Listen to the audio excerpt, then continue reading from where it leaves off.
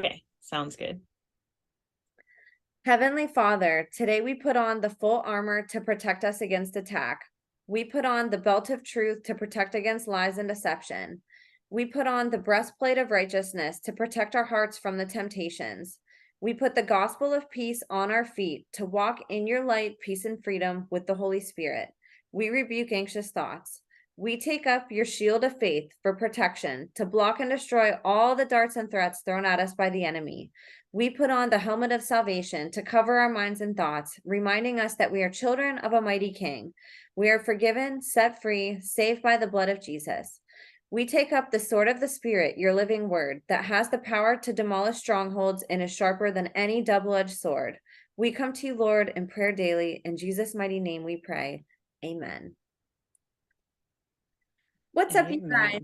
Welcome to The Imagination. I'm your host, Emma, and this week we are welcoming back for the third time podcast regular, ritual abuse, child trafficking, and mind control survivor, mother, entrepreneur, tattoo cover-up extraordinaire, artist, gallery, and tattoo shop owner, podcast host of her own YouTube channel at Desert Bikini, educator and walking miracle, Carrie Olaje. In case you're new here or missed Carrie's first episode where she walks us through her testimony, here's a short recap for you. Carrie was born into a multi-generational incest-based family and from a young age was sold into government and military-sanctioned mind control programs with the goal of making her a child assassin, sex slave, and ritual butcher. Her abuse was perpetrated initially by her father, who then passed her on to other owners and handlers who furthered her programming, trafficking, and ritual abuse. I encourage you all to go watch her important testimony as she quite literally paints us a few massive disclosures that give deeper insights into the operational aspects of satanic rituals and abuses that happen within these occult networks. The second time Carrie was on, we dug into more programming, including core split programming, as well as answered a lot of questions people have on dissociation and dissociative identity disorder, also known as DID. Both of these episodes are huge keys in this big puzzle, and I'll have Carrie's playlist below in the show notes for you guys to go watch. This time around, Carrie is going to dive deeper into some topics that we haven't covered much or at all on this podcast, including trauma programming and animal alters, what it's like for survivors to experience memory recall, and the PTSD that comes with it before and during the memories, blackmail, child snuff and pornography, communicating with different alters as they come out, human hunting, and more. You do not want to miss this crucial episode. If you've watched Carrie's other episodes, you have seen her gift of storytelling and expressing her horrific experiences using art and how it helps deepen our own understanding of the unfathomable. Carrie's ability to break down such complex subject matter into palatable bites for us to chew on has had such a huge impact on me personally, and I know from the comments, viewership on her videos, and requests to have her back on the show that all of you were just as deeply impacted by her as I am. I can say without a shadow of a doubt that Carrie is one of the absolute most sweetest and kindest people I have ever met, which is ironic because she's also experienced some of the most horrific things humanly possible in her life that could and should have made her into the generational perpetrator her abusers invested so much time, energy, and money to try to force her to be. Despite their best efforts to shatter and break her in every way possible, the very weapon they honed her to become to serve their dark agendas would, as Carrie says, become the same honed weapon that is now pointed and being used against them. Carrie's disclosures are so brave, and she gives the most powerful voice to all the children who either lost their lives or became victims who lost their voices. She's a true living testament to the strength and power of the human spirit and a walking miracle. Carrie also recently started her YouTube channel, as I mentioned earlier. You can find that at Desert Bikini, and I will list that in the show notes, and I would love for you all to go subscribe to her channel. There she has started a catalog of helpful videos that dive deeper into her testimony while simultaneously educating us on things like trauma, DID, dissociation, and more. These are super helpful videos, whether you're a survivor, therapist, survivor advocate, or if you're just here to learn the hard truths of the world. Carrie has a beautiful way of shining a light on the darkness through her art, poetic and elegant breakdowns of complex subject matters, and the empathy and love she embodies to her core that positively impacts everyone who has the honor of listening to her. So please turn off whatever you're doing and give Carrie your full attention today. You're going to learn so much in this episode.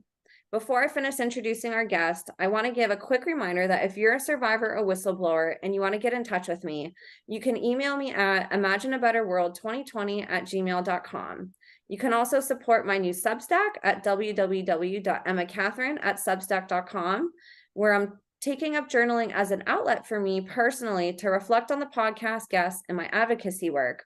All of my social media and donation links are in the show notes, and your support across multiple platforms makes such a huge difference in what I'm able to accomplish, which reaching more people. And I appreciate you guys so much. So you guys, without further ado, please help me in welcoming this week's guest of honor, voice for the voiceless, podcast host, fierce mama bear, walking miracle, anti-child abuse advocate, artist, overcomer, and someone I'm so lucky and blessed to call a friend, the one, the only, Carrie Olaje. Carrie, thank you so much for being here with me today. Oh my God. How can someone not blush after your intros, Emma? It's really hard not to feel empowered hearing things put that way. Thank you.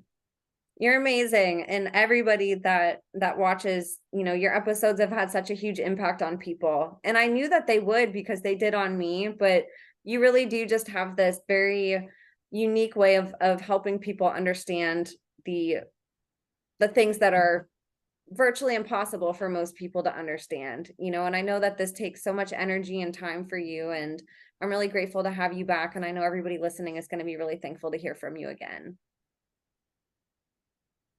Thank you so much. It really makes it feel like it's worth it for sure when I, like the comments, like everything, even, my personal plug for your Substack, is like everything I've read on there has just been, phenomenal, essentially, and just really a great reminder of I don't know, like why we're doing this, essentially, like with you, me, everyone, who decides to be on your podcast, or to even listen to it when they could be listening to something else, like that's like a big chunk of time, and that's like a big chunk of energy, and really emotional energy, because the things we're talking about are not like your day-to-day subjects, so if you're not if you're a survivor, you're choosing to be triggered, and if you're not a survivor, you're choosing to go emotionally someplace that you don't have to go, but is needed for everyone in the world to essentially go, so that we can stop this from continuing to happen, essentially. So yeah, so thank you for what for what you're doing, and and thanks to everyone out there who's listening today, the response to the first couple episodes definitely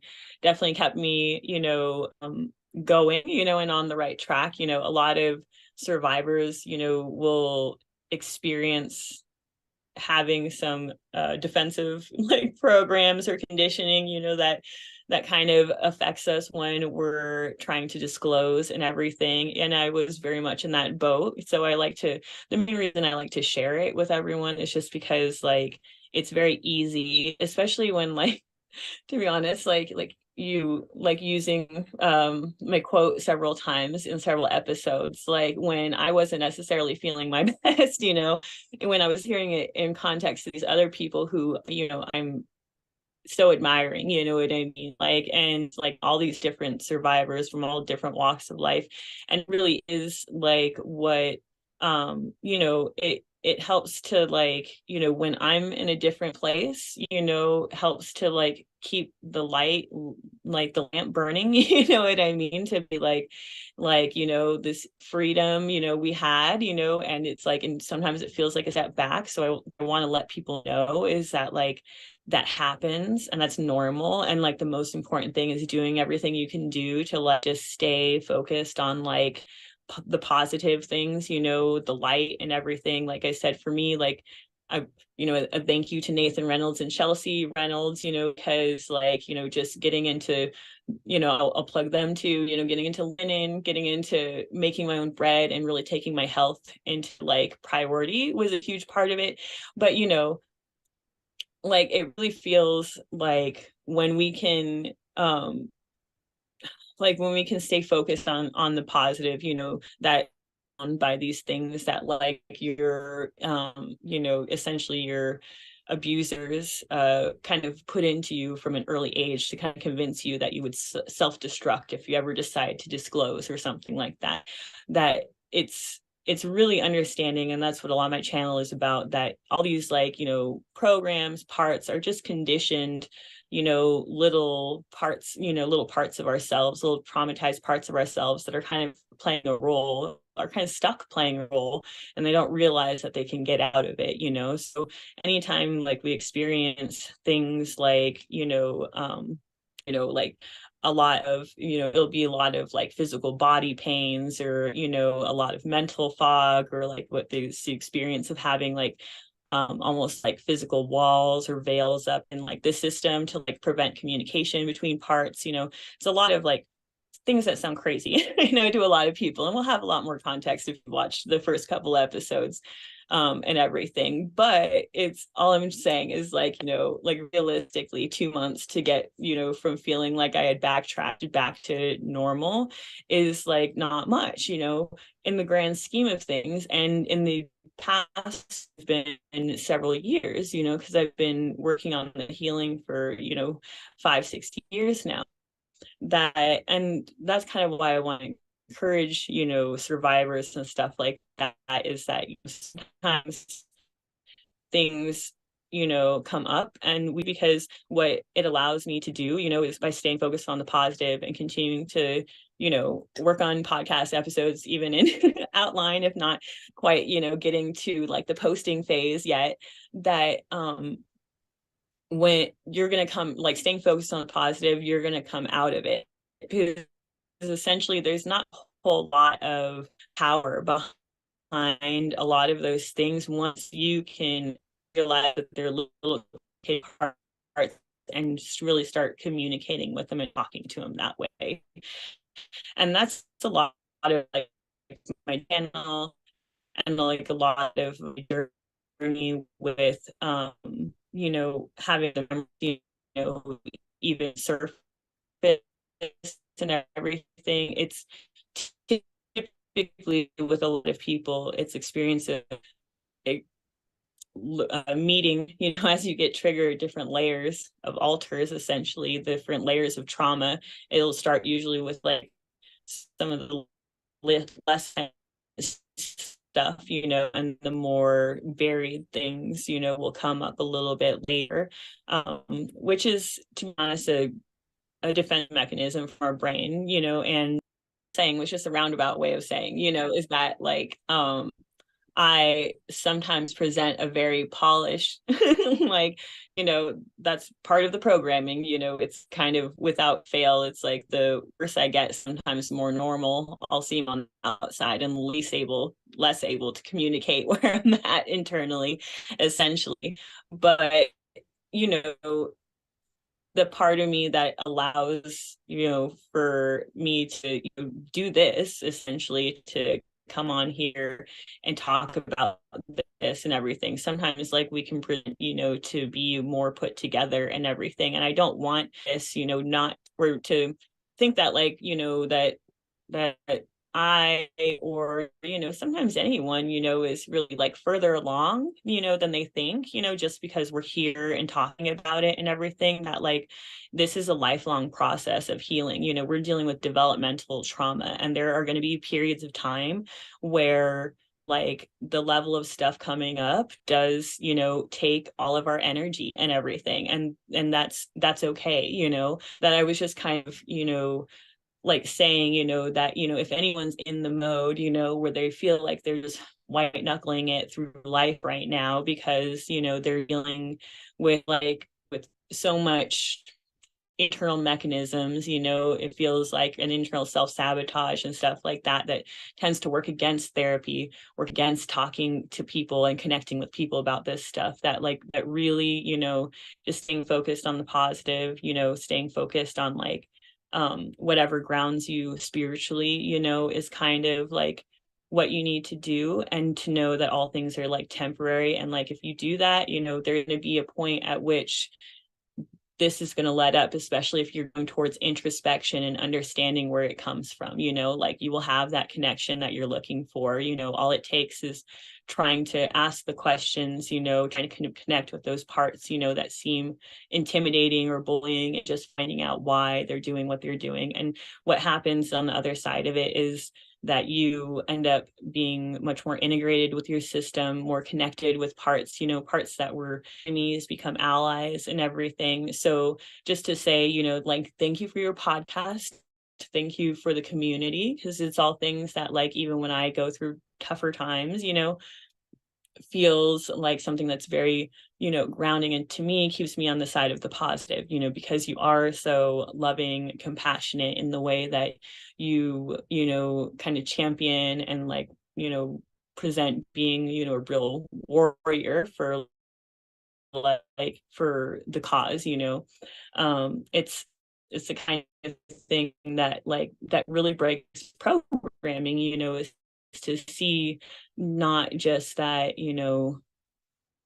we're able to like to talk and speak. Like I said, this is one of the things that works against them, is the part, that indicating all of this stuff, without crying every 2 seconds, and knowing that there's a lot of people watching, like that part was created by them, essentially to be a performer. And it's now the part of me that like that we embrace, and is now like part of like being part of like the cause, and bringing all the stuff that we went through and everything. I used to call it like the tap dance, because it's like it would a lot of times be triggered in front of narcissistic or psychopathic personalities, was something that was very confusing to a lot of people in my life, like that it would become so pleasing around very dangerous people and everything, but it's like that's us for a lot of our lives. But once we get to the point as survivors where we've been able to communicate that part, understand why they're doing it, redirect that energy towards the positive side of things, towards like about way, that bringing back, the quote that felt like, higher power speaking through me, was like, that's the gratitude that I tend to feel, not for what I went through, but that I've been able to like really turn around so many things that like were strengths. You have such a powerful voice for survivors. It's been really cool watching you like step into that role, and like you said, like giving that part of yourself something really positive to do and to function. Because, that's something that a lot of survivors say is like, well, now that I'm not doing what I was trained to do and raised to do, like, what do I do out in the real world? And it's really powerful to see survivors like you taking that control back and saying, how can I reverse engineer what that part was good at and have it be something that's a net positive for the world? Instead of just being subjected to one role, like how can I evolve that role to fit into the real world in a really positive way? And I love that you stepped into that, and you've had such a powerful voice for survivors and for people like me to learn. This stuff is really hard to comprehend, and having that really deep, vulnerable, and like raw breakdown of what happens, it's so valuable for people to just have that understanding, and it touches people's hearts in a different way to see the art that you've created. And some of these ways that you break down these really complex things are so different than, what people might be used to hearing too. So you're also catering to a different learning style of people that, your way of explaining it is clicking with people, in a different way. So I'm really proud of you. And like I said, everybody needs to go subscribe to your YouTube channel. I'm going to have it in the show notes. It's awesome. She's really making some amazing videos. And she's doing it like she's a full-time worker, full-time mama. Like, And she's still finding time to do all this, you guys. So the least we could do is go support the work that she's doing. It's amazing. So I'm really Well, proud of thank you, you. Carrie. It's like beautiful watching you blossom into this role. And I'm so excited to see what God does with you. Thank you, Emma. I mean, I couldn't have done it without you. You provided the space, to be able to, to use my voice, and the encouragement, to do my own thing. So it's like, it's something, I, you know, can't put a price on it, when it comes to that. To just living like a more full life, yeah, and that's like another, so essentially I really think that's one way that, it's things that, strengths that like abusers used against me that I have, I'm just glad all I'm gonna say is I'm glad to know that people find it informative, the way I've tried to explain the things that have helped me, in understanding dissociation and understanding, the programming, conditioning, and how, and the, all the abuse and how like it affects, the brain and creates like the alters and everything like that, and how to facilitate communication. Because that, I really think like all I've been doing is kind of like sharing what I've had to do, communicating with my own parts essentially to come to this place in therapy and healing and everything.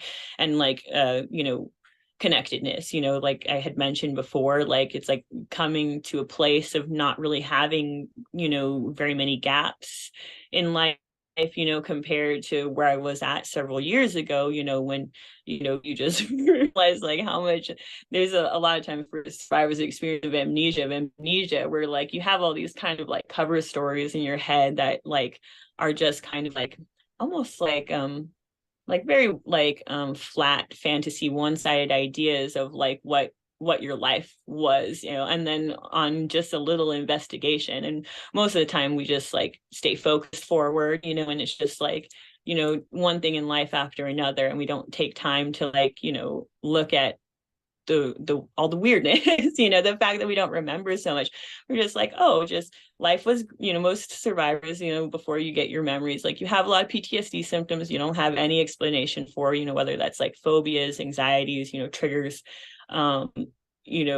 just in society or emotionally, smells, sounds, etc., scenarios that cause panic that don't make any sense to you, a lot of things essentially you go through before you understand what's going on.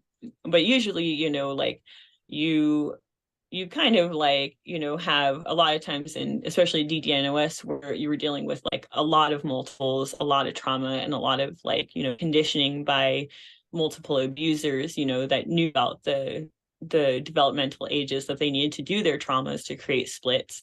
You get this layering effect, where there's, amnesia of amnesia essentially. So it's like it wasn't until I started, really thinking about the fact that I, couldn't remember things, is like it was like realizing how many gaps there were, and that, things like not remembering my dad at all, even though, I grew up in the same house as him, like he wasn't like an absentee father or anything like that. And I would just repeat the same thing to everyone about him, that oh, he's an amazing teacher, he's taught me like everything I know, and he's, very clever, and just, that was, and that he's a hand therapist, and that he was very good at that. It's always the stuff that he cared about, worked on Volkswagens. It was pretty much like, maybe facts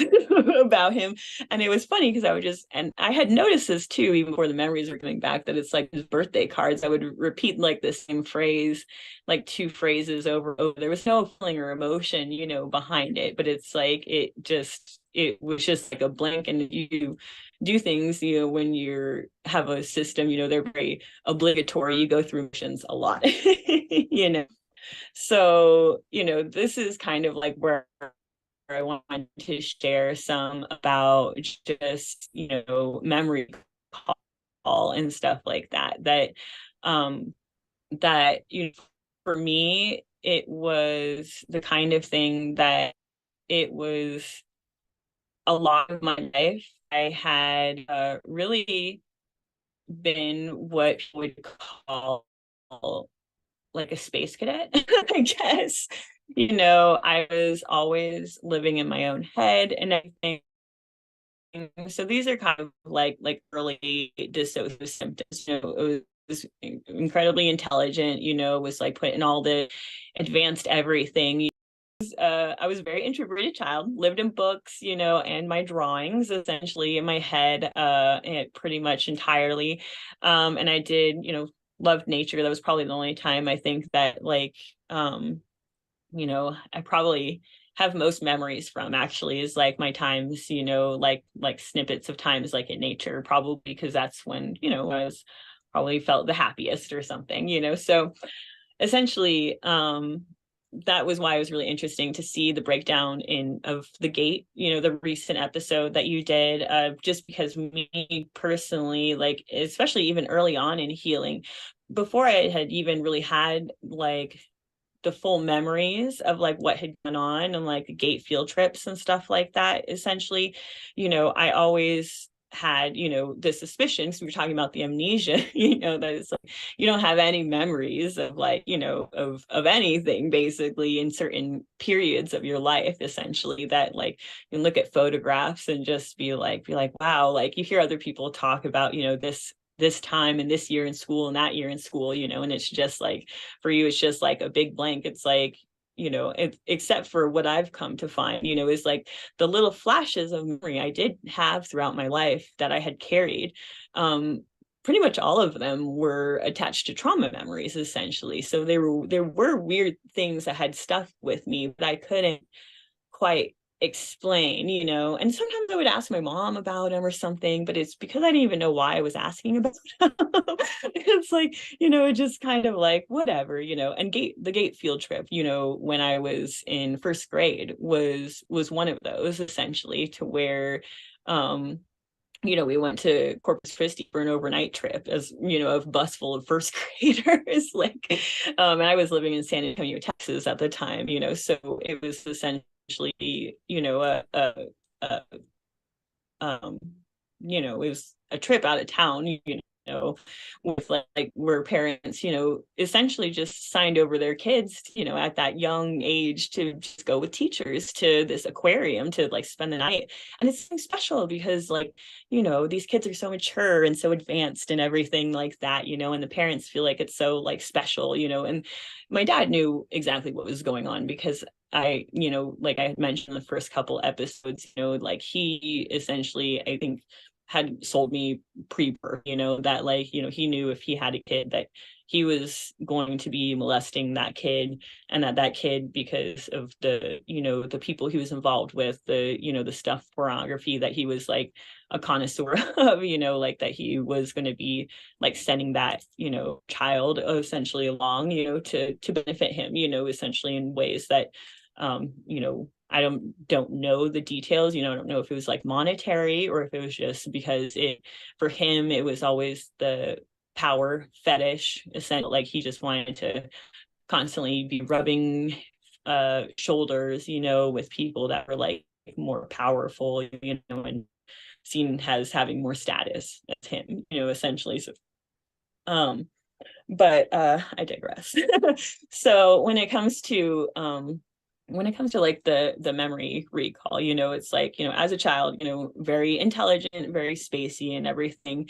And it was really funny because I had a noticeable switch like when I left the house and went to college, essentially, like, and I had always just kind of like chalked it up to like a lot of people, like it's just, you just get older, your priorities change and everything like that, but it was like a total like 180, like, because I was my whole life up until 18, I was shy, I was very introverted, there was a lot of things that I think were just normal, like, PTSD symptoms from sexual abuse, body image issues and stuff like that, um but just like, like the overall persona, that I could remember, was just someone that was just very passive, very shy, living in books and everything. And then when I turned 18 and moved out of the house, like a lot of people who have been trafficked, we kind of like don't have our handler around as much. We don't have our abuser around. So we kind of become our own abuser. We kind of like internalize, that abuser's, voice and role and everything. And I was too still being accessed by who I refer to as Smeagol, the main handler that I had been essentially most of my programming had been catered to, listening to people uh like Nathan Reynolds, and Gray and stuff like that, is so helpful because there's so many things that overlap with me that I haven't heard from other survivors before. But it's also given me a lot of indication of like where I don't know how to describe it. It's like a lot of my training, was for show, I guess, for like a lot of the stuff that I did, was a lot of times like him showing me off to other people. It was always part of like the sex trafficking, part of like essentially him and like the people he trafficked me to, essentially, which was, a lot of times for things that were a lot more violent, which we're going to get into later. So I might do like, another like little like trigger warning to let people know what we'll be talking about like once we're done with like kind of mentioning the memory recall stuff. But essentially, college came around, turned into the front personality shell that had been created to do this kind of sex trafficking after I had left the house, because that's when I was still being picked up by Smeagol for being used in ritual abuse, essentially, and then as his personal sex slave as well, essentially, where he would just pick me up to like abuse me or share me with like his friends, essentially, but in any case, like went full hog, like with being the party girl, like it's, the academics were out 100% out the window. I'm lucky enough to like be able to pull things together like always at the last minute, have like a lot of, this is another way they train in us, the ability to just like not fucking quit, you know what I mean? And if they train, me to essentially always be, high achieving and like, this like trick pony, essentially, that's what I was saying. Like, I feel like I was more of a show dog, than a wolf, despite the training, but still it's like they create, this, which to a degree has worked against me, but on another level it's like, allowed me to, persevere and do a lot of things, like, be, blacked out, either drinking or in dissociative states, like 3-4 nights a week during this time period, in college, and still being able to pull out, being graduating summa cum laude, eventually, because it's like I was always able to perform, because they trained me to always be able to perform no matter the circumstance, so it's ways that, we are benefited, and my ability to break things down for myself and my parts has led to my healing and leads to my ability to communicate it for other people. It seems like in a way that's helpful, after experiencing some internet difficulty. And I'm going to use it as an opportunity for us to maybe like switch gears a little bit, because I was starting to go kind of into a little bit of memory recall stuff. And I would love to know if people would find that, helpful for like them and like their own journey. But I was also realizing it was going to take a lot of time to get to, and I would love to essentially talk about some things that I've been a little bit more a little bit more fired up about, essentially. And people can, look to this channel, or my channel, for more content about like my personal story of like, coming to the different memories and everything, like different life event triggers and stuff like that. But I guess like people know me on this podcast is getting a little bit more raw and real. Like, and like I had to be honest from the beginning that it's like it would be hard for me to talk about things if I didn't feel like I was like kind of communicating the full, or at least trying to communicate, you know, the full intensity of like the stuff that like I've been through and witnessed, essentially, just because, you know, this is something that's still going on today, you know, probably to an even worse degree. And that's why I know, you know, you created this podcast. That's why I'm, you know, why I'm here and decided to speak out and everything, is because of the victims I saw, the victims that I haven't seen, that I just know exist and everything, and just not wanting there to be future ones, essentially. Um, so some of the stuff I kind of wanted to get into was the more child pornography side of things, the blackmail side of things, like you had mentioned, and the animal altar programming, which is kind of all intertwined essentially with these topics, you know, at least for me and like my personal story. And the reason I kind of wanted to talk about this stuff is because I know it's the kinds of things that a lot of people have a ton of difficulty, you know, visualizing, essentially. And it's the kinds of things that no one really wants to visualize, you know, including survivors, which is why it's really easy to get just like, you know, kind of like lulled into like, you know, you know, the merits, I guess, of denial and stuff, and just pretending like this stuff didn't exist. You know, that's a very common urge for a lot of people. Like I always like have seen, you know, dissociation itself as systemized denial, essentially.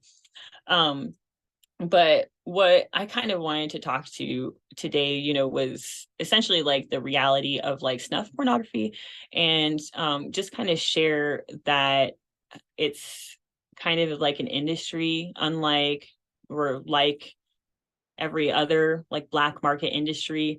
And you're going to have like facilities, you know, that are made, you know, for this to happen. A lot of times, you know, I had mentioned in other episodes that rituals sometimes were not just for the purpose of like people watching, but sometimes they were just performed, you know, for cameras, essentially, for people that had those specific fetishes and everything.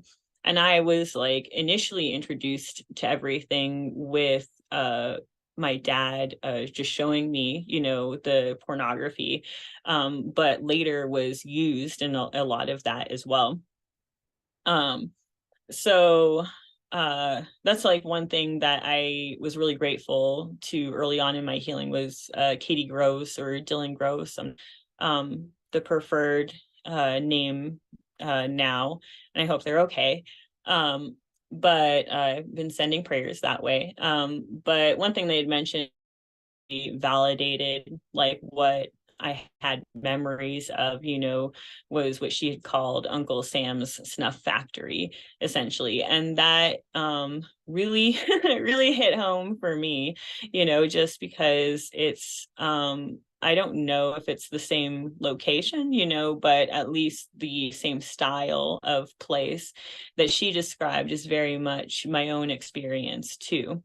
And that is, you know, what I've kind of described as like a Cold War bunker, essentially, where what you're going to have is rooms for catering in the top levels, and rooms for like essentially where like the diplomats or something would be staying, you know, so they look very posh, you know, with like, you know, nice wallpaper, you know, like nice carpets and stuff. And this would be essentially just a few levels below ground level, at least from the location that I had gone to a couple of times, you know.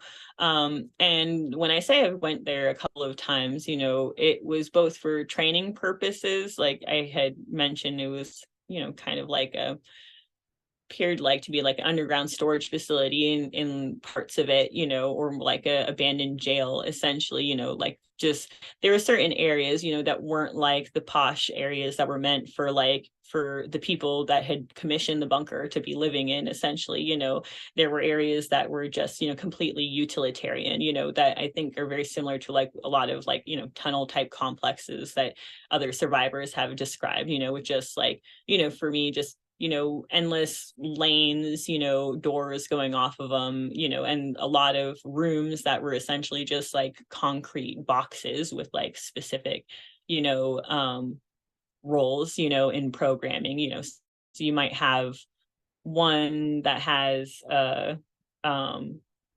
like a big viewing screen to like overwhelm like the victim with something like a chair to be strapped to, essentially, and all the, the what's that fucking Kubrick film, Clockwork Orange style, like an inability essentially to not like to block out the stimulus, that you're getting, or things that a lot of times, like I'd mentioned, like the core programming stuff, are just, like an abandoned like jail cell, like where they just like keep a corpse to terrorize kids with, essentially, like you were going to have a lot of these things, but most of the blackmail and everything like was taking place in the more, posh kind of areas, because the blackmail was like happening, at least the times that I remember, with people that were always, told to us, like the slaves, the kids that were being abused, that they were, important, or would also, and they would very specifically call out certain altars, to, have a lot of respect, and treat them essentially that way and everything. But essentially it was kind of catering, a facility that would cater to, psychopaths, essentially, where there were different rooms that were, very luxurious, but also set up to to for like, orgies and sex parties, or for I was going to say for BDSM style like torture and stuff like that. And that's kind of like one of the main memories I kind of wanted to like focus on today, is just of like a specific room, which unfortunately I don't have photographs of today. The photo I would like to show is, do you have the photograph of like me with the other girl who I like blocked out her eyes? Yep, I'll bring that up right now. Here we go. All right. So we're going to do a quick aside from the bunker, so feel free to pull me back to the bunker if you need to, but the main reason I wanted to show this photo is because this is like, around the age that like a lot of the programming was going on that I had talked about. This is after the core programming, essentially. Like the other photos that I had sent you were closer to, that was when in Virginia. So when I was living in Washington, D.C., that was right before I moved to actually, if you don't mind just showing those real quick, since I'm talking about them. There's one, you can go ahead and show the one with my dad, because this one. Yes, I don't mind. It's actually the photo that I shared on my Facebook when I came out about the incest like 5 or 6 years ago to everyone, because I have a really large family and I want to make sure that the information got out the way it needed to be without being like changed, by the narcissistic family members that would want to like, kind of like protect the abusers, essentially. But just to help people like visualize, that, this is when I was, 3, essentially, like the year before we moved to Texas, that the core memory I shared in the second episode had happened, where I was like, and we're going to be going back into the kennel kind of stuff, because that's the whole point of the core memory, or a core splitting event for any person who's programmed multiple, is that, you know, there's going to be, you know, trauma upon trauma, you know, layered on this kid to like overwhelm them, but then also to know that they're dissociative and that they can survive that kind of stuff.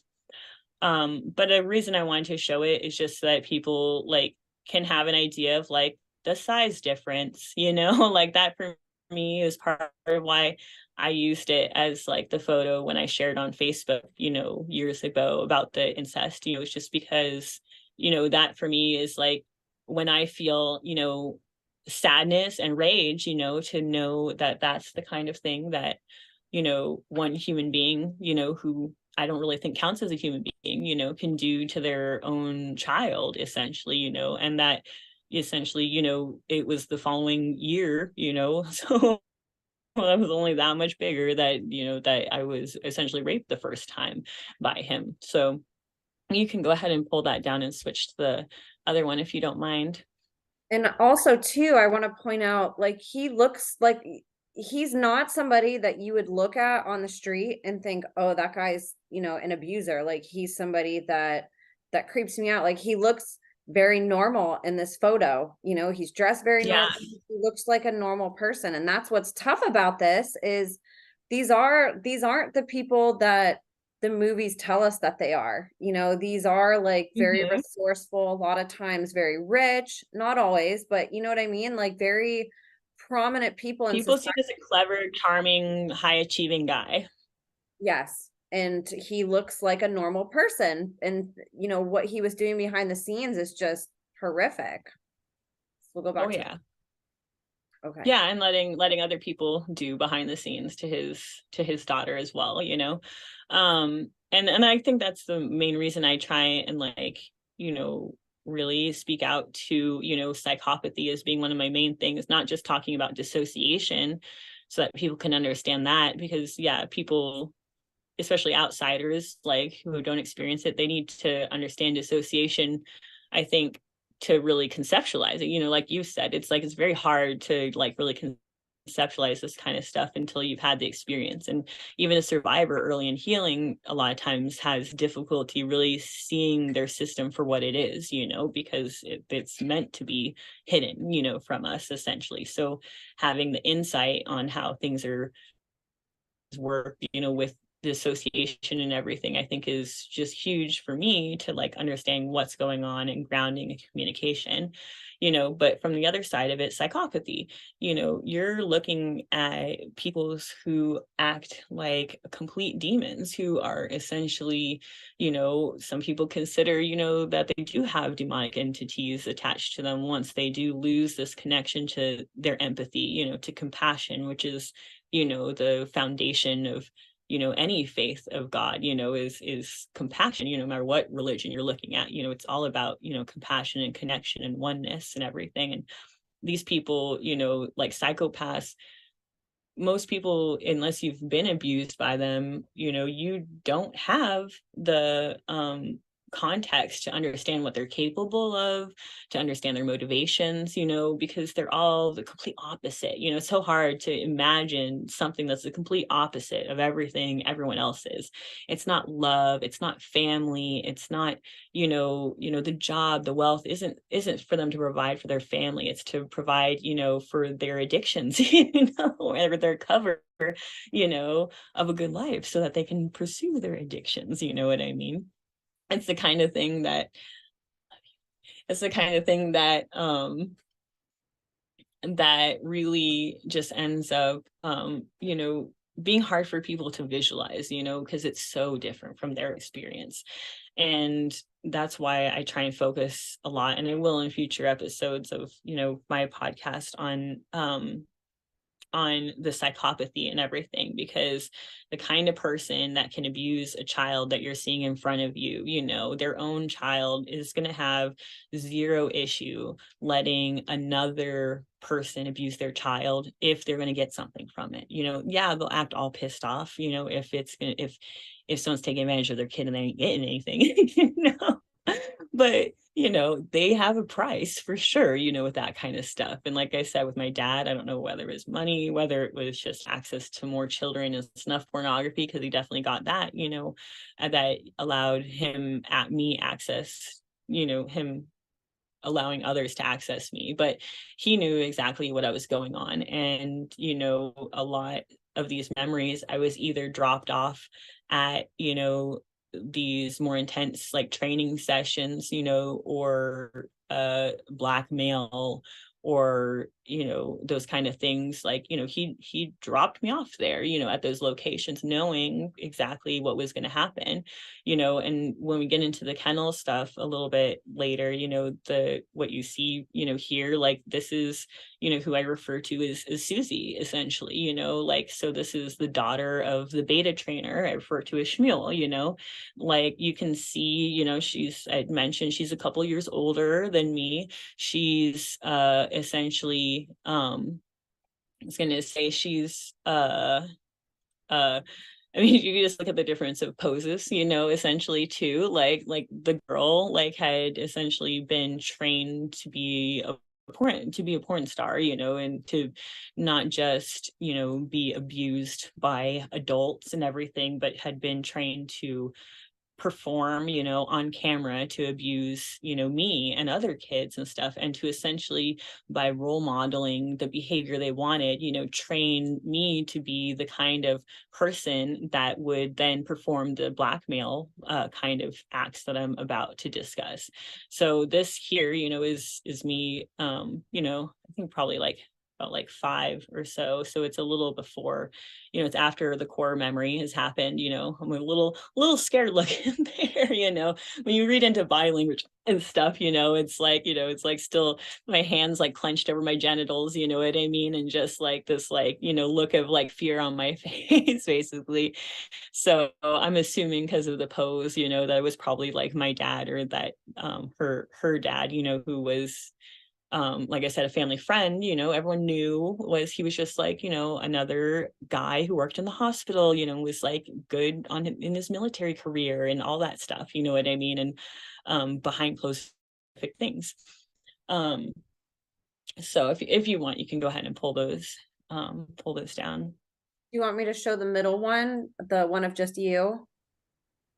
Sure, yeah, if you want to. That's just me happy at a I was gonna say, like I said, we were in Virginia and everything, so it was on the same trip. The other photograph was from there.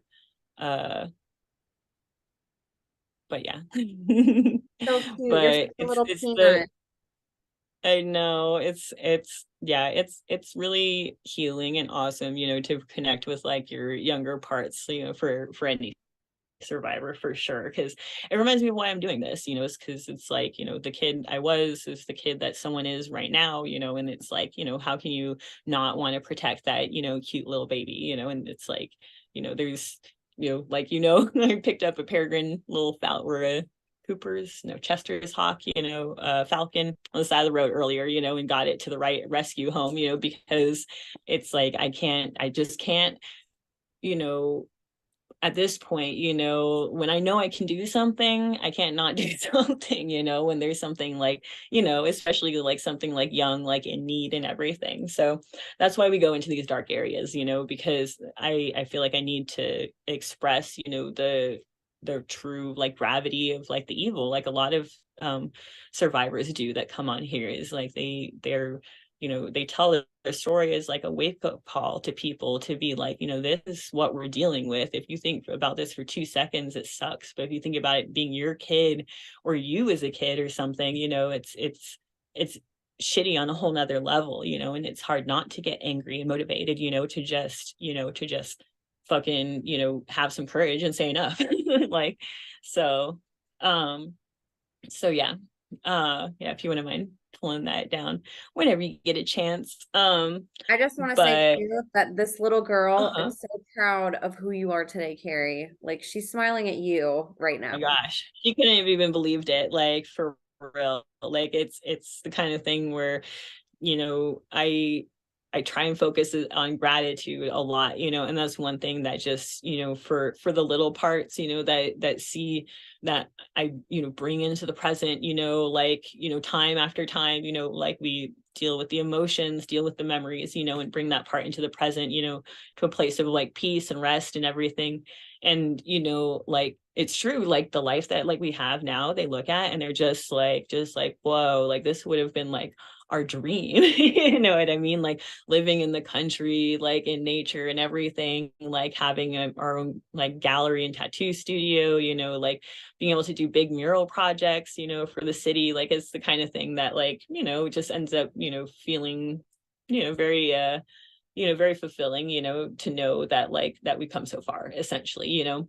And that, you know, for the parts that we'll talk about later, the animal alters, you know, that we're already free, you know, essentially, that when we enact a lot of times, like I'd mentioned early on, defensive program or self-sabotaging, it's this thought, you know, that we still have to be loyal to whatever, you know, our abusers, our masters, that we saw them as, you know, like wanted us to do or be or whatever, you know. And a lot of coming into the present and why it's so freeing is realizing that like, you know, they never had like they felt like they had a lot of power over us because we were kids, but now, you know, it's like they don't have that power over us, you know. And that, you know, freedom is really a state of mind, you know. It doesn't have anything to do with your physical circumstances. It has to do with like where you're at in, you know, in feeling gratitude and empowered in your life to be, you know, moving in the right direction, you know. So um so yeah. So you know, back to the dark shit, I guess. Unless you have anything, I'm gonna take a quick drink.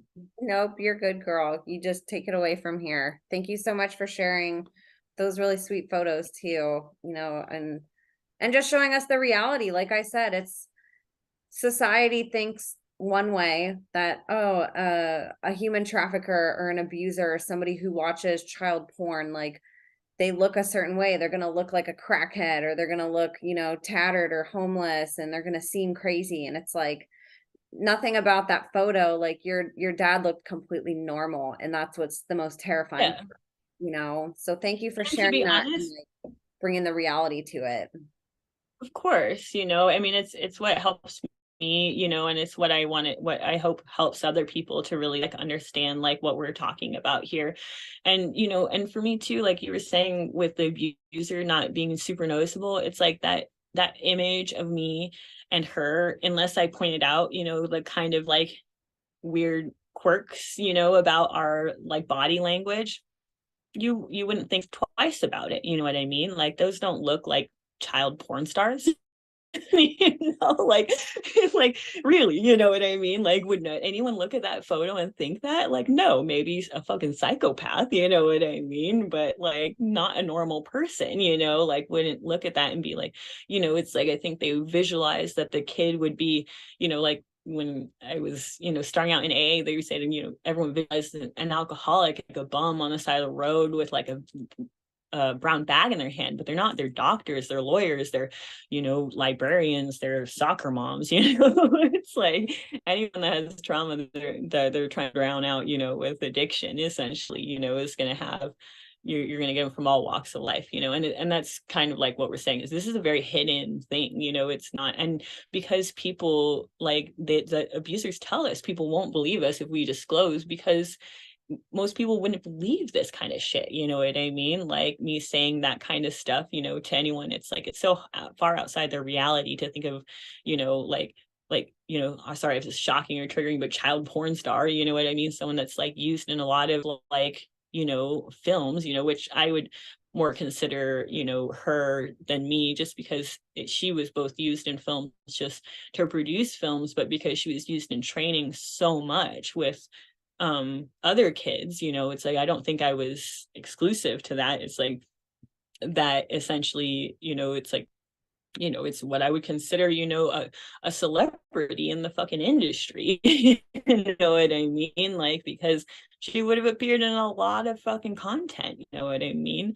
And I think it like we might have found who she is, but I don't know. But I think she's like, you know, like a lot of people, like it's like you know, you kind of get lost in your sex worker, part essentially is feeling empowered, and you just end up in, like the sex trade, which if it's something that makes you feel like empowered and great, like when I was in, like crazy mode, it's like you could not have told me otherwise, because I felt like I was doing what I needed to do to feel like I was empowered and stuff. But it's like, like we internalize all this stuff and it's not obvious on the outside. People are just like, oh, that person's just crazy, or that person or those kids are so normal or so gifted or so they couldn't be abused. You know what I mean? Like, it's like, but these are all like things that the abusers like aren't fucking stupid. They know that if they have kids that are running around like humping everything and hypersexual or running around, like fucking baggy eyed and shit like that, like there are throwaway kids that, they don't give a fuck about programming and the silent stuff. But for the rest of us, they make sure that, every step of the way they're testing you to make sure that you don't have that, that bleed through of other, parts into the everyday, that's going to get them fucking caught. That's the whole point of all this torture that they put us through, is not to get caught. So around that age, is like when I was essentially being as part of like the training I had mentioned before, with anyone that's supposed to be violent, it ends up having to be fueled from a lot of rage, that part essentially. So a lot of sexual abuse is typically perpetrated on someone that that they know that they're going to want to try and create to be like an abuser type personality. Essentially, you're going to have a lot of rage and fear and everything in that child to be able to essentially like release it, like channel it into something, very destructive essentially. And what ends up happening, for me, is that I had the experience of like this blackmail incident I'm going to go into. I had the experience of being tortured myself as like I don't know, as I don't want to use like subject, like, I don't know, as a kid getting abused, in an adult film, fucking child pornography, that essentially it was a place in the bunker that was used to entertain, but it was also part of why it was used to entertain is that it had like a false wall in it essentially. So that had what I would describe as like almost like little bays, little I'm having trouble with this word right now. Little like arched, essentially like little cavities, probably about like yay wide, essentially. And like essentially little gurneys attached to them and like manacles on the outside. So essentially on one side of the room, I'd hoped to do like an illustration of this one, but like it's just not one of the things I've gotten to journaling yet, because it's a pretty complex image, but essentially you have like, one side which is a room for entertaining, for like cocktail parties, couches, lounge kind of vibe, like gold shag carpet, which I think dated the place, like red velvet couches, like all this stuff. And essentially you had behind one of the couches a wall that had 4 different openings in the wall that led to, so it was a wall, but that led to another room. So that other room contained cameras essentially that they could then use to film like what was going on in the room. But there was also a lot of false walls in this kind of place where that was the case. And I had the experience of being tortured several times like in that place, because those bays would essentially have beds attached to them where the person, would like it would be person, child, animal sometimes, would have, their genitals on exposed side of the wall along with their legs and like shackles to like hold them there, and the rest of the person, or animal or child, most of the time child in my experience, is like in, this very unfinished room. It's essentially just white, it's the area where the cameras are at and stuff like that, but it's also where kind of medical looking, because it's also where like the torture kind of goes on, because that's what this whole like bunker blackmail room is geared towards is essentially, psychopaths that are into pain, and that like that it was my experience of several times being on the receiving end, of being in one of those bays in a place in a position of supreme powerlessness, and inability to like do anything. And then you're going to have the which is part of what they enjoy, the additional fear of the unknown, essentially, because you don't like, it's almost like you're split in half, you're in two different worlds, essentially, and so it was definitely like the experience of essentially being, myself, like sexually, like tortured, with like, a lot of times it's like it's needles, or like prods or stuff like that, but in any case, and then like lots and lots of like kind of spanking and that kind of shit, unlike the other end of shit. It's very kind of a BDSM kind of geared, kind of look to the room and stuff like that and what it caters towards. But essentially, like for like being tortured there, and essentially like the worst thing was a lot of times like that they, like I had mentioned before, like a lot of my programming was to witness things, and then be threatened myself, that I would be going through those same things if I weren't to essentially obey and stuff like that with whatever they had wanted me to do or be, that particular part, that was, like the particular part they were training, with all this was like, a sadomasochistic part, that you're training in like a 5 or 6 year old, essentially, like a part that, and at the beginning, of the training is on the receiving end of things, and trying to like learn to like, anger, but also to dissociate pain, or different things like that, or to find it pleasurable even, and they have like, obviously sex toys and different stuff like that to facilitate that kind of shit, you know what I mean?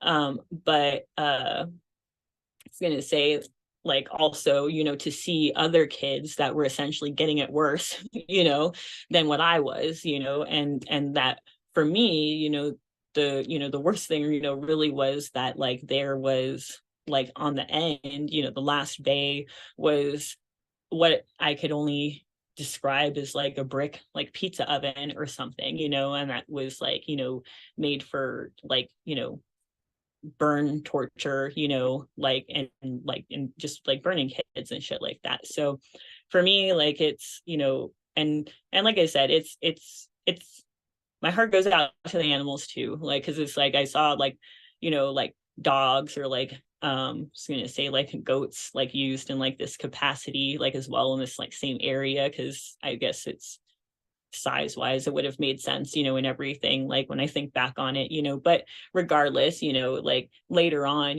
when it was the blackmail capacity, when it wasn't the training capacity of things, it was essentially the part that they had trained to be like Susie there in the other photo, at that point, had been, tortured and threatened so much myself on like the receiving ends of things, and had wires crossed on like those kinds of stuff when it came to pleasure and pain and stuff, and even love, and because they do so much just emotional stuff too, just like with encouragement about all the wrong things, you know what I mean, and giving you so much like praise about, the only time you get praise is for like the worst shit, you know what I mean?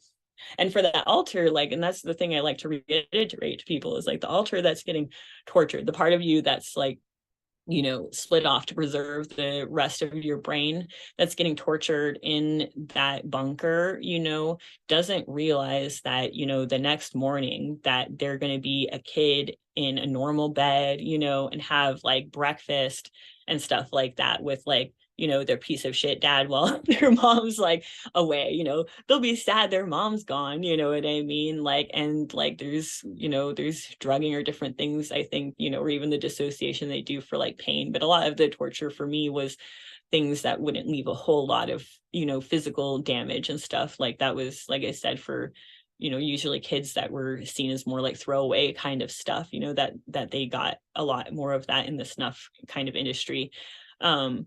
so it's like, you know, that part doesn't realize that there is like a normal world to go back to, you know. For that part, it's like, this is your whole world. Your whole world is the bunker, and you better fucking behave, you know, otherwise you can end up in a much worse position, you know.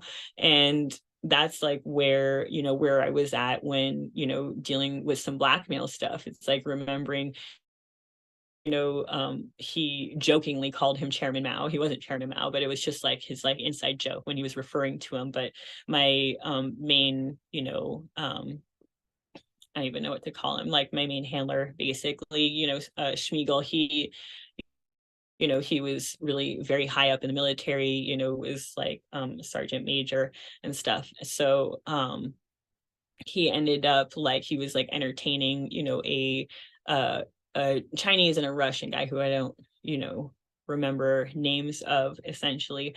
But uh there was a lot of things I didn't pay. I don't think I had have ever had a photographic memory. And there's a lot of things I didn't really pay attention to when, because a lot of my parts were very like hyper focused on stuff, which I know is a very programmed thing with me, is that like, you know, when we had tasks, like that was our whole world, you know. And the periphery a lot of time got essentially filtered out, essentially.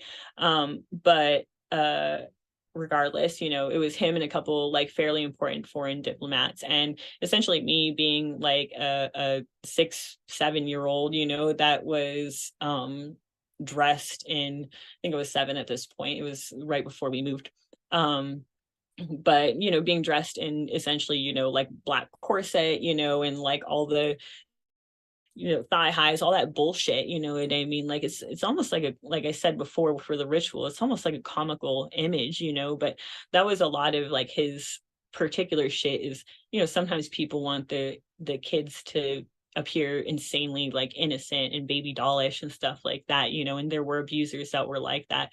But a lot of times, you know, like my main handler, he got off on the idea of me being something dangerous, something, you know, something older, you know, or more like him, I think, you know, than I was, you know.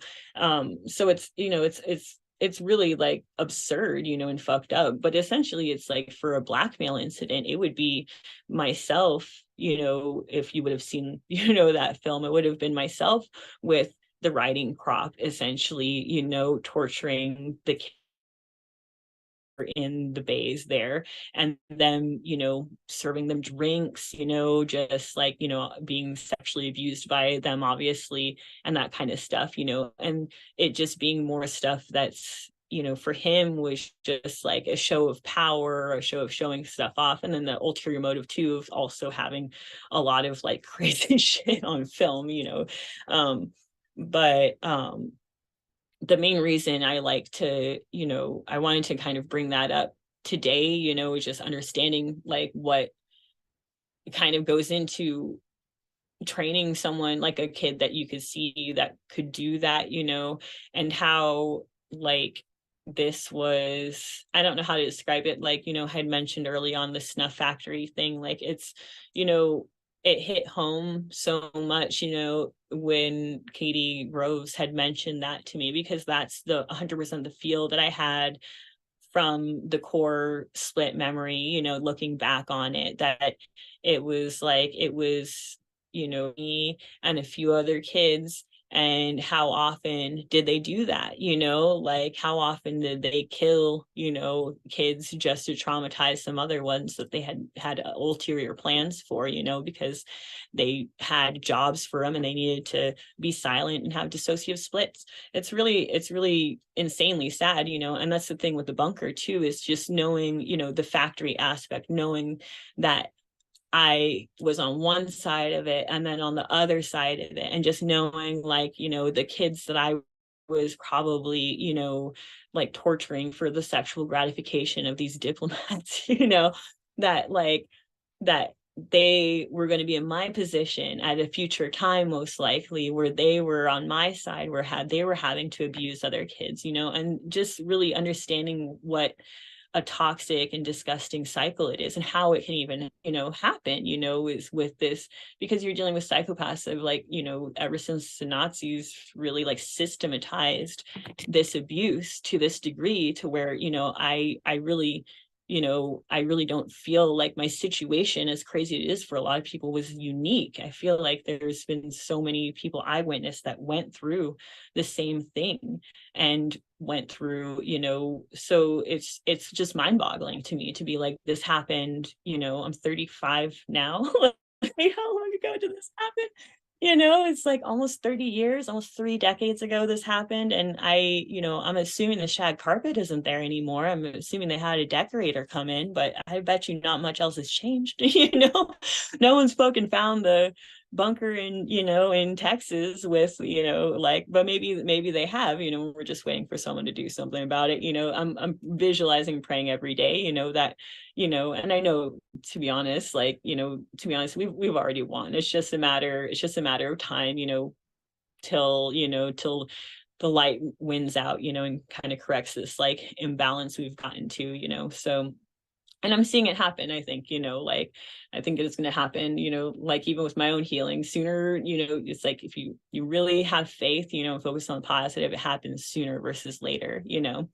um so I mean, with that kind of piggybacking on it, I was going to go a little bit into the kennel training, I guess, before we go, if you're still awake and, and with me and everything, like that, just because it kind of follows on, the same kind of activities, from this organized crime group, is all I could describe them as.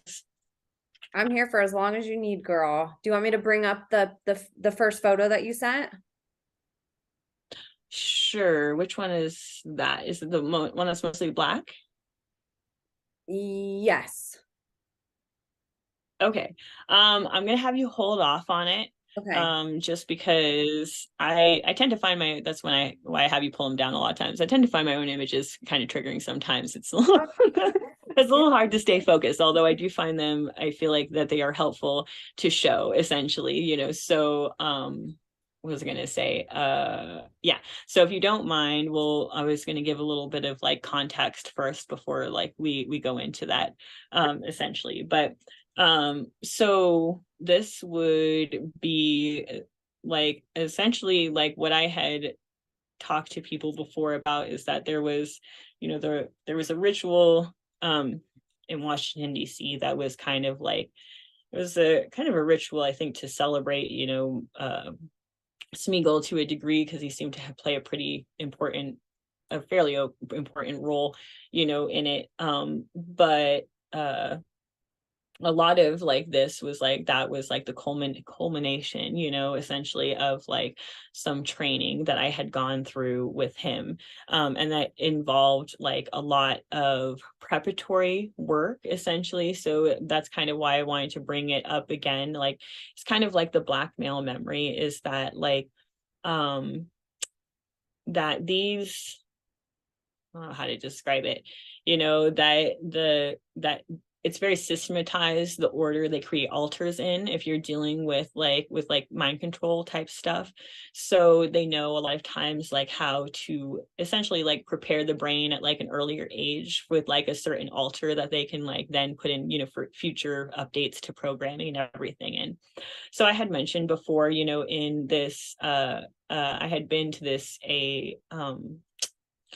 it was a rural kind of like vet facility, basically, that had like long-term boarding and everything, and that's where I'd had some programming around, killing a kitten in and stuff, and like creating the like some initial alters that were willing to, to be violent, essentially, to survive, because we'd been threatened to, be torn apart by dogs, which at that point was a very real threat for us, because it was one thing that we had witnessed in like the core programming event, was that happening to a little girl. So it was always very easy to like pull out a trauma part and trigger that, by bringing that stuff up, or by actually doing that, to usually an animal. They had a lot ready supply of like kittens and stuff like that there, you know, that would kind of like call out, you know, that kind of alter, you know, and created enough trauma to where I then was able, you know, myself to have an alter that would come out, you know, and kill a kitten just to not be, you know, torn apart by dogs.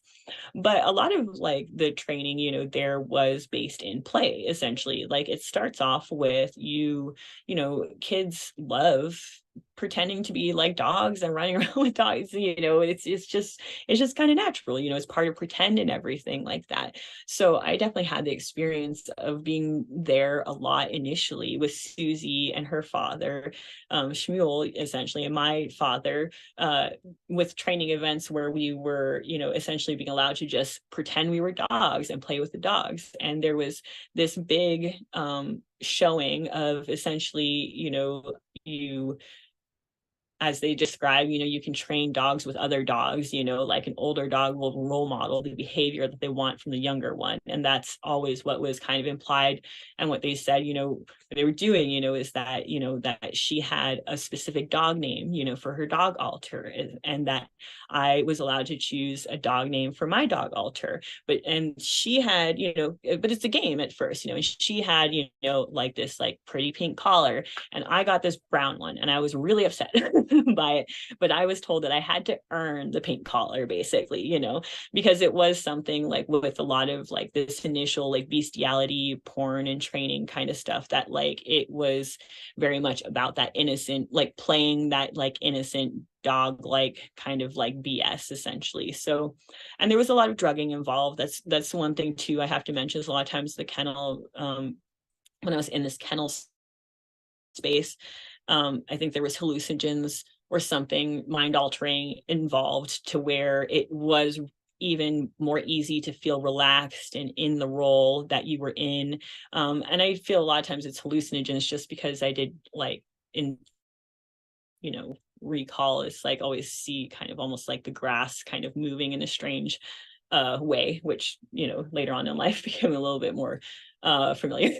But in any case, yeah, so in any case, like the you know, when it came to something like that, you know, it was playing with dogs initially before it escalated, you know, wrestling, all that kind of stuff. But, you know, and them, you know, training us, you know, sit, you know, treat, all the bullshit, you know, where you're interacting with another girl who's 100% behaving like a dog, and other dogs who are, you know, just doing their thing. And it's really conditioning you to, or that part, you know, to just really have a felt sense of that role, that you're a dog, you know what I mean? And you know, and essentially for that part, even like there was this like belief and knowledge that, you know, that the bestiality was like, for one, like it was like because they were, like for us at least, like they were smaller dogs. And other people have mentioned like things like German Shepherds or stuff like that, you know, for us, like a lot of it was more like terrier type breeds. There was just two that they used consistently, like a Benji looking one, and a little Scotty type one, basically, that they used consistently like early on in the training and everything. But basically like saw the sexual abuse from the dogs as like less traumatic and painful as the sexual abuse from the humans, you know what I mean?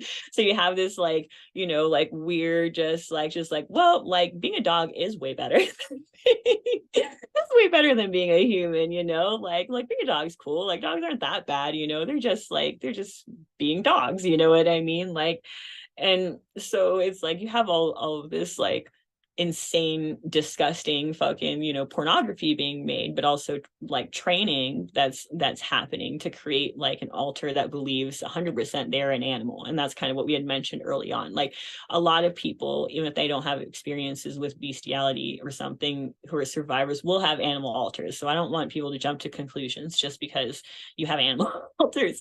You know, it's very natural for like the kid's brain to like, you know, sometimes feel like that's the thing that they could have been, to like just just help them, or like give them strength or something like that. And you'll have a lot of times protectors that are different kinds of animals, or just, even people that felt like that they didn't have any safe humans in their life and just bonded with animals. That's very common, with survivors, to feel like they had only experienced true unconditional love with animals, so I don't want people, if you're in memory recall, to like freak out too. If you have animal alters, it does not necessarily mean that you went through the same kind of stuff, so trigger warning. But in any case, it was something that was really normalized. They would also, when we would go over to like his house, like would also kind of reinforce like the dog playing and stuff like that with us, like, and everything. So like outside the kennel situation, because they were just family friends and stuff. And it was always to really enforce the obeying, having a master and everything like that. And also just being, it was just another like porn performance, kind of role that you had, that it was the role. It was just the role that part had essentially.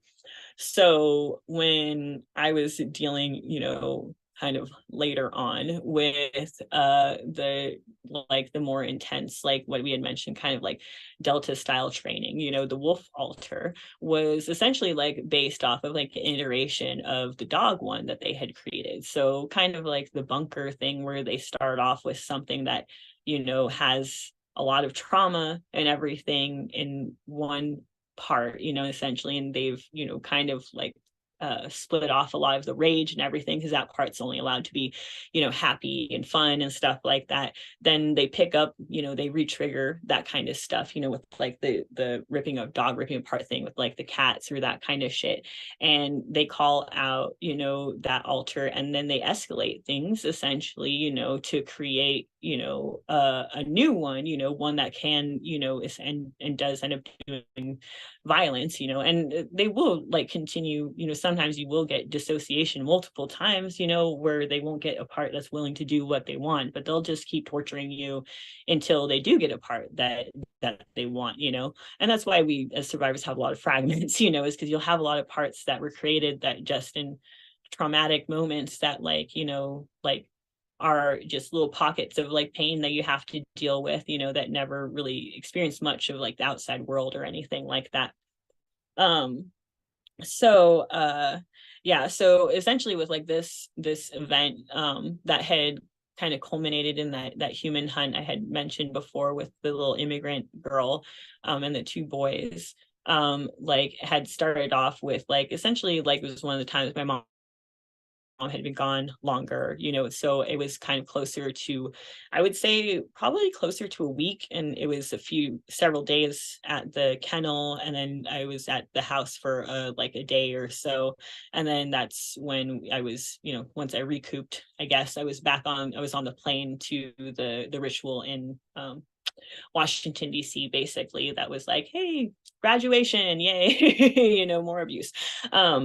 So in any case, like to get, that wolf altar and everything, it's like would start off, with essentially my dad driving me to this kennel facility. And it's one thing I have a picture of, just like a little sketch diagram of, that I forgot to send over, so I might have you include it in afterwards. Because it's crazy, when you get memory recall and just being able to like, have like a schematic, of like, a whole facility basically, it's just like, because I mean, it's not the biggest one in the world either when you're talking about this, rural kind of boarding area, but still it's something that feels, just mind-blowing, I guess. But in any case, for this scenario, it was actually pre blackmail essentially. So I guess I'm kind of just skipping around on the timeline a little bit, because in my notes I had to talk about the kennel stuff first and the blackmail stuff second, but essentially this is 6, that was 7.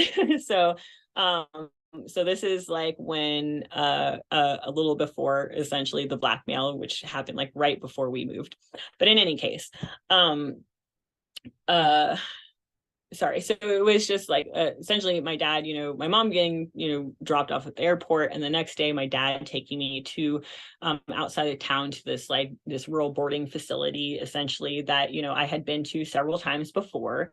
And I, as I started to get there, you do start to get kind of triggered and kind of nervous and everything. And I remember feeling like, essentially like begging him not to leave and like not to take me there, and him, telling me that, like, he had, it's always bribery, like, to be like, oh, but you have an important job to do and you're going to make me proud, and, and all this different stuff, just to kind of like, like invalidate your fears and your anxieties, which are very valid. But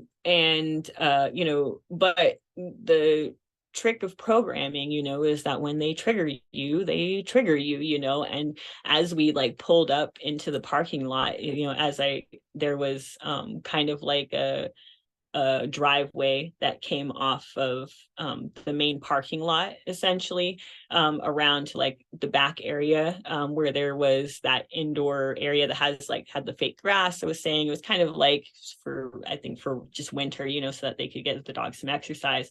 But it had like in one area like a little garage door, essentially. So it was him pulling around kind of like the side of where the entrance typically is to like the back area, and seeing Susie and her father, Shmuel there, and then Smeagol as well, who was there like waiting for me to arrive. And I just remember like that at that time I kind of remembered him but kind of didn't, because you have all these like dissociative blocks up.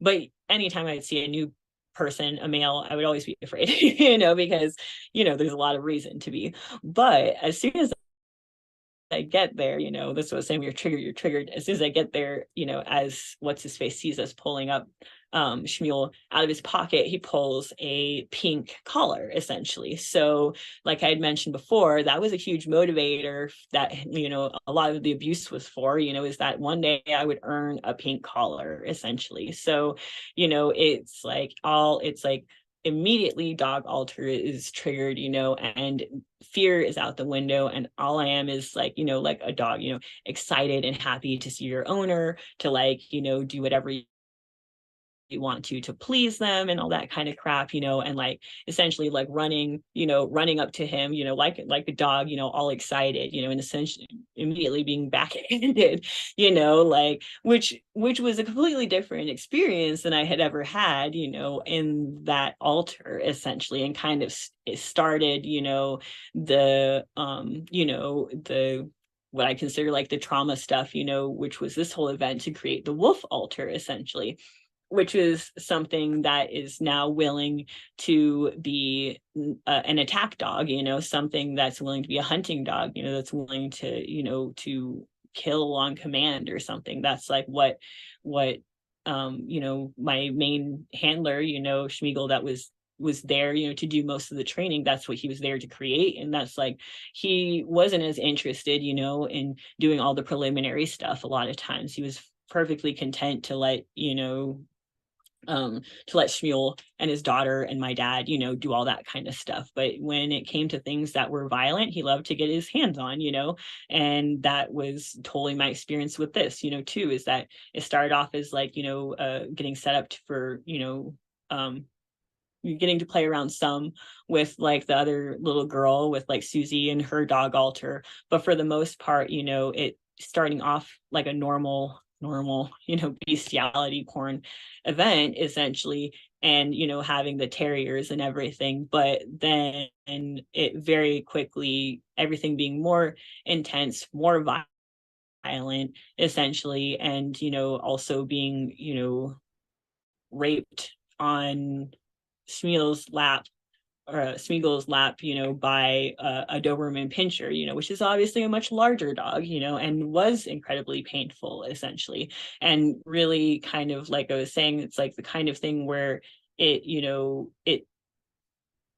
was a quote, that in Grace series, when he was putting up the church hearings, that Kathy O'Brien says, that, it's like they take like the suffering of an already, suffering, 7-year-old and just compound it, beyond imagining. And that's what this kind of stuff is, what kids like end up going through, to produce these kinds of things that everyone knows and exists on an unfathomable level on the internet nowadays. You know what I mean? It's insane how much of it exists nowadays. It's disgusting, really, and why I'm confident justice is coming, but in any case, that's how kind of like the bunker memory, it's like they end up, creating a part of you that is completely, had gotten used to reality as a dog and now is completely shattered and and essentially has a whole new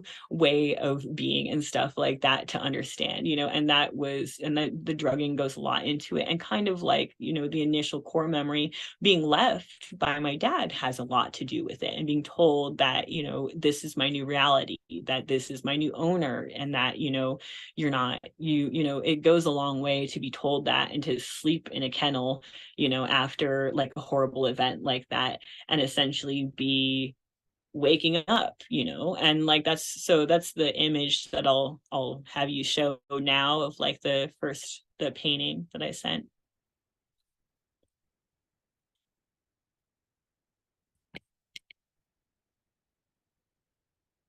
Yeah, so that was just kind of like the view of every morning, waking up, for, I think I was there, like I said, probably about, I think 3 or 4 nights, that just waking up in the grassy area, staring at the door, staring at, the light kind of starting to come in through. It was a very narrow window that was near the top, of the wall. So the scale in this for that altar is, they get kind of frustrated with, because it's not a perfect rendition, but sometimes we just work on what we're working on when it comes to the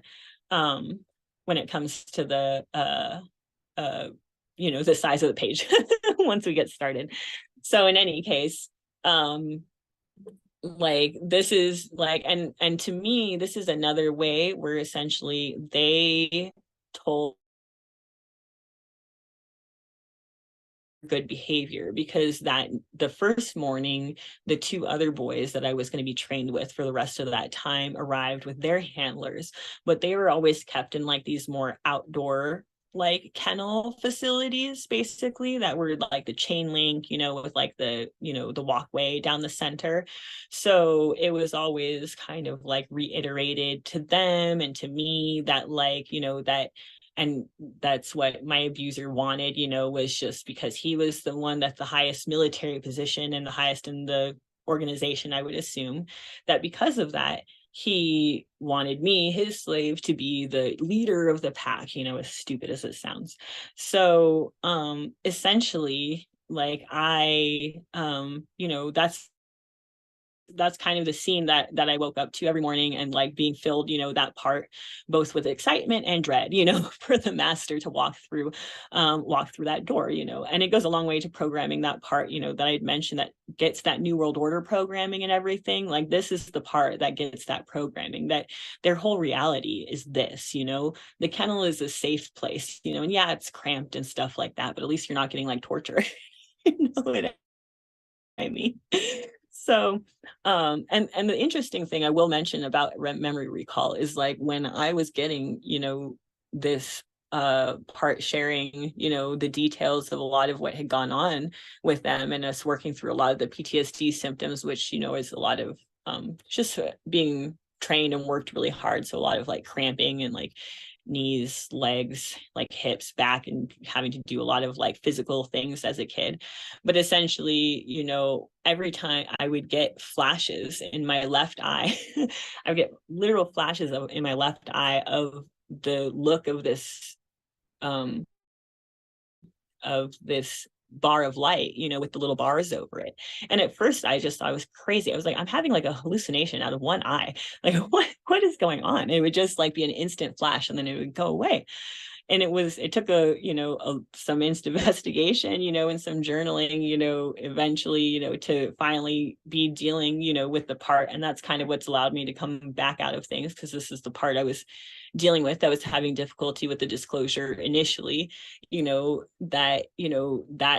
the biggest fear, is that there is this that was going to be the thing that they would wake up to see again, was essentially having one eye closed, the right eye closed, laying on our side, having our right eye closed, and having our left eye just like peeking open a little bit to see, if it was light out yet, if the master was coming yet, and if like the fucking torture was beginning for the day, and the torture that was included, you can go to the next slide if you want, and training and stuff, like I'd mentioned maybe briefly before, was about, them taking, that was the rabbit in that scene, taking rabbits or cats or stuff, and laming them, and allowing, like, making us go hunt and everything. And that's another thing that was interesting with memory recall, for me, was dealing with a lot of hunting techniques coming back and thinking I was totally crazy, until you look it up online. It's like, okay, is this a hunting technique? And then it's right there, like, and it's like, what? That's like something I've used in my art, like, to help me with that shit, like, and I hadn't even realized it, for years, but whenever I try and talk to people about it, they're like, I don't know what the fuck you're talking about. So like, I thought I was crazy.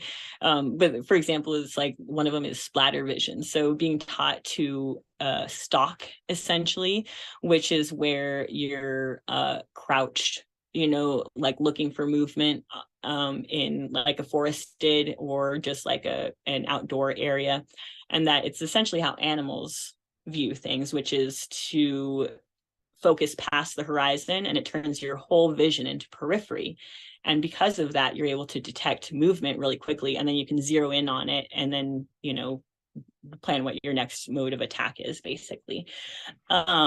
So it was things like that, that were, it's like, no, I've never been a hunter as far as my conscious awareness. Though when you deal with memories coming back in, like that kind of stuff, you do feel crazy. But when you read about stuff on the internet, that's like, okay, this is something that I remember I was trained to detect movement. And then you look it up online, and it's like, oh, okay, this is a technique that's trained to hunters to detect movement, that, and different things about ways to walk, through brush or shit like that, feels crazy, because in my normal life, I'm very clumsy and unmindful, because I'm always like off in my own world. Like, it's a struggle to stay mindful, you know what I mean? But then when that stuff leaks in, it's, totally different story.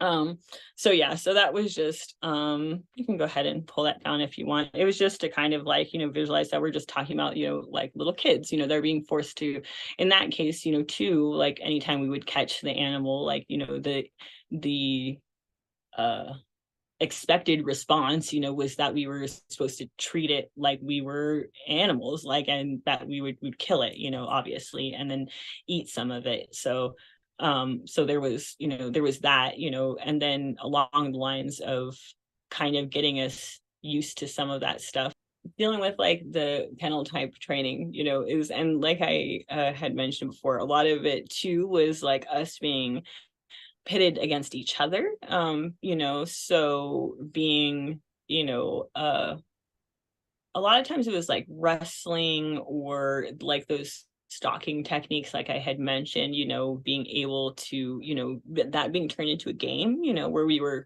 hunting each other, essentially, and that performance, was the kind of thing that would determine how much abuse you would go through, essentially. That is that if you perform poorly, that they made an example of you to the other two kids, basically, like, so you never wanted to be like in the worst position, and that's not a certain way that, that my handler was always, testing me, too, is that like he had, I think part of the reason, and who knows how many other people, they trained this way, but it's like one thing that he, praised me on, but also, didn't accept anything else, is that like that I was always good at, going above and beyond, and doing, like really wanting to make him proud, you know what I mean? And just like trying to, you know, uh, it's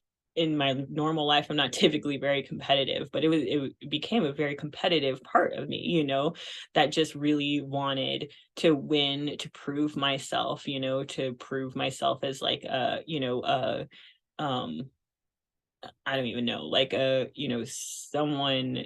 It made you feel like a force to be reckoned with, even and somewhat powerful in your very powerless situation, on a certain level. That's kind of how the Stockholm syndrome works, is that on a certain level, the kid or the adult that can't get out of the situation realizes that if they can just get on the same agenda as the abuser, that there's going to be so much less mental energy, they're in a situation they can't get out of anyway, you know what I mean? So if they could just, ally themselves with the abuser, maybe their situation is going to be just a little bit better, and that's a very big motivating factor for adults, let alone kids who are, like just wired to rely on adults for everything, that they get in life, praise and food and, affection, like, all the stuff, a place to live, it's like they make it seem for that altar, like that they would be, out in the woods and nothing, if they, didn't have that kennel to come back to, so things that are tortures are still seen as rewards and stuff. And that for me, like, was one reason, and something that, it's still kind of like we were saying, like if like the young parts of me could see me now, like, and they can, like, essentially, and healing that part, and realizing that, like, that they were still waiting to be rewarded with freedom when it was something we had already. They were still like waiting to be recognized for something, for a role, that they felt like they were really good at, and had like really excelled at and everything. And that it's like, it kind of like meant nothing, but it's also a total mind fuck. Like if you were to realize tomorrow you were a dog, like in reality, like that would be a mind fuck. You would be like, wait, this whole time I've been a dog, so so for a part that's identified as a dog or a wolf to like come to the place, where it's like for us, it's like it is prayer, and coming to a place where it feels like Jesus tells that part to stand, on two legs or something, and for it to release that role finally of being like, I felt that was my whole identity, how I got everything in life, and to, like I was saying, for that part to come to a place of realizing, we're already free, it's already a human, this idea that they were here and the master was here because you were a wolf and they were a human was never a reality to begin with, that it was all a total mind fuck, and that's where the gifts of healing, really really come in, and um I like to kind of like stress, that it's like that this was like, for kind of like the core event, a multi-day event, with 3 different kids. And at the end of it, we had, I guess if you want to pull them up now, the human hunt, that they had essentially kind of done all this training for. And there was also some training for the, not just eating animals, but eating the human aspect of it, because they were forced us to eat a piece of one of the victims at the end. That essentially, some of that training even went in the vet facility, essentially, where they had a corpse, and were willing to like train us to see, if we were willing to perform, the same kind of stuff they had trained us on animals with humans, essentially.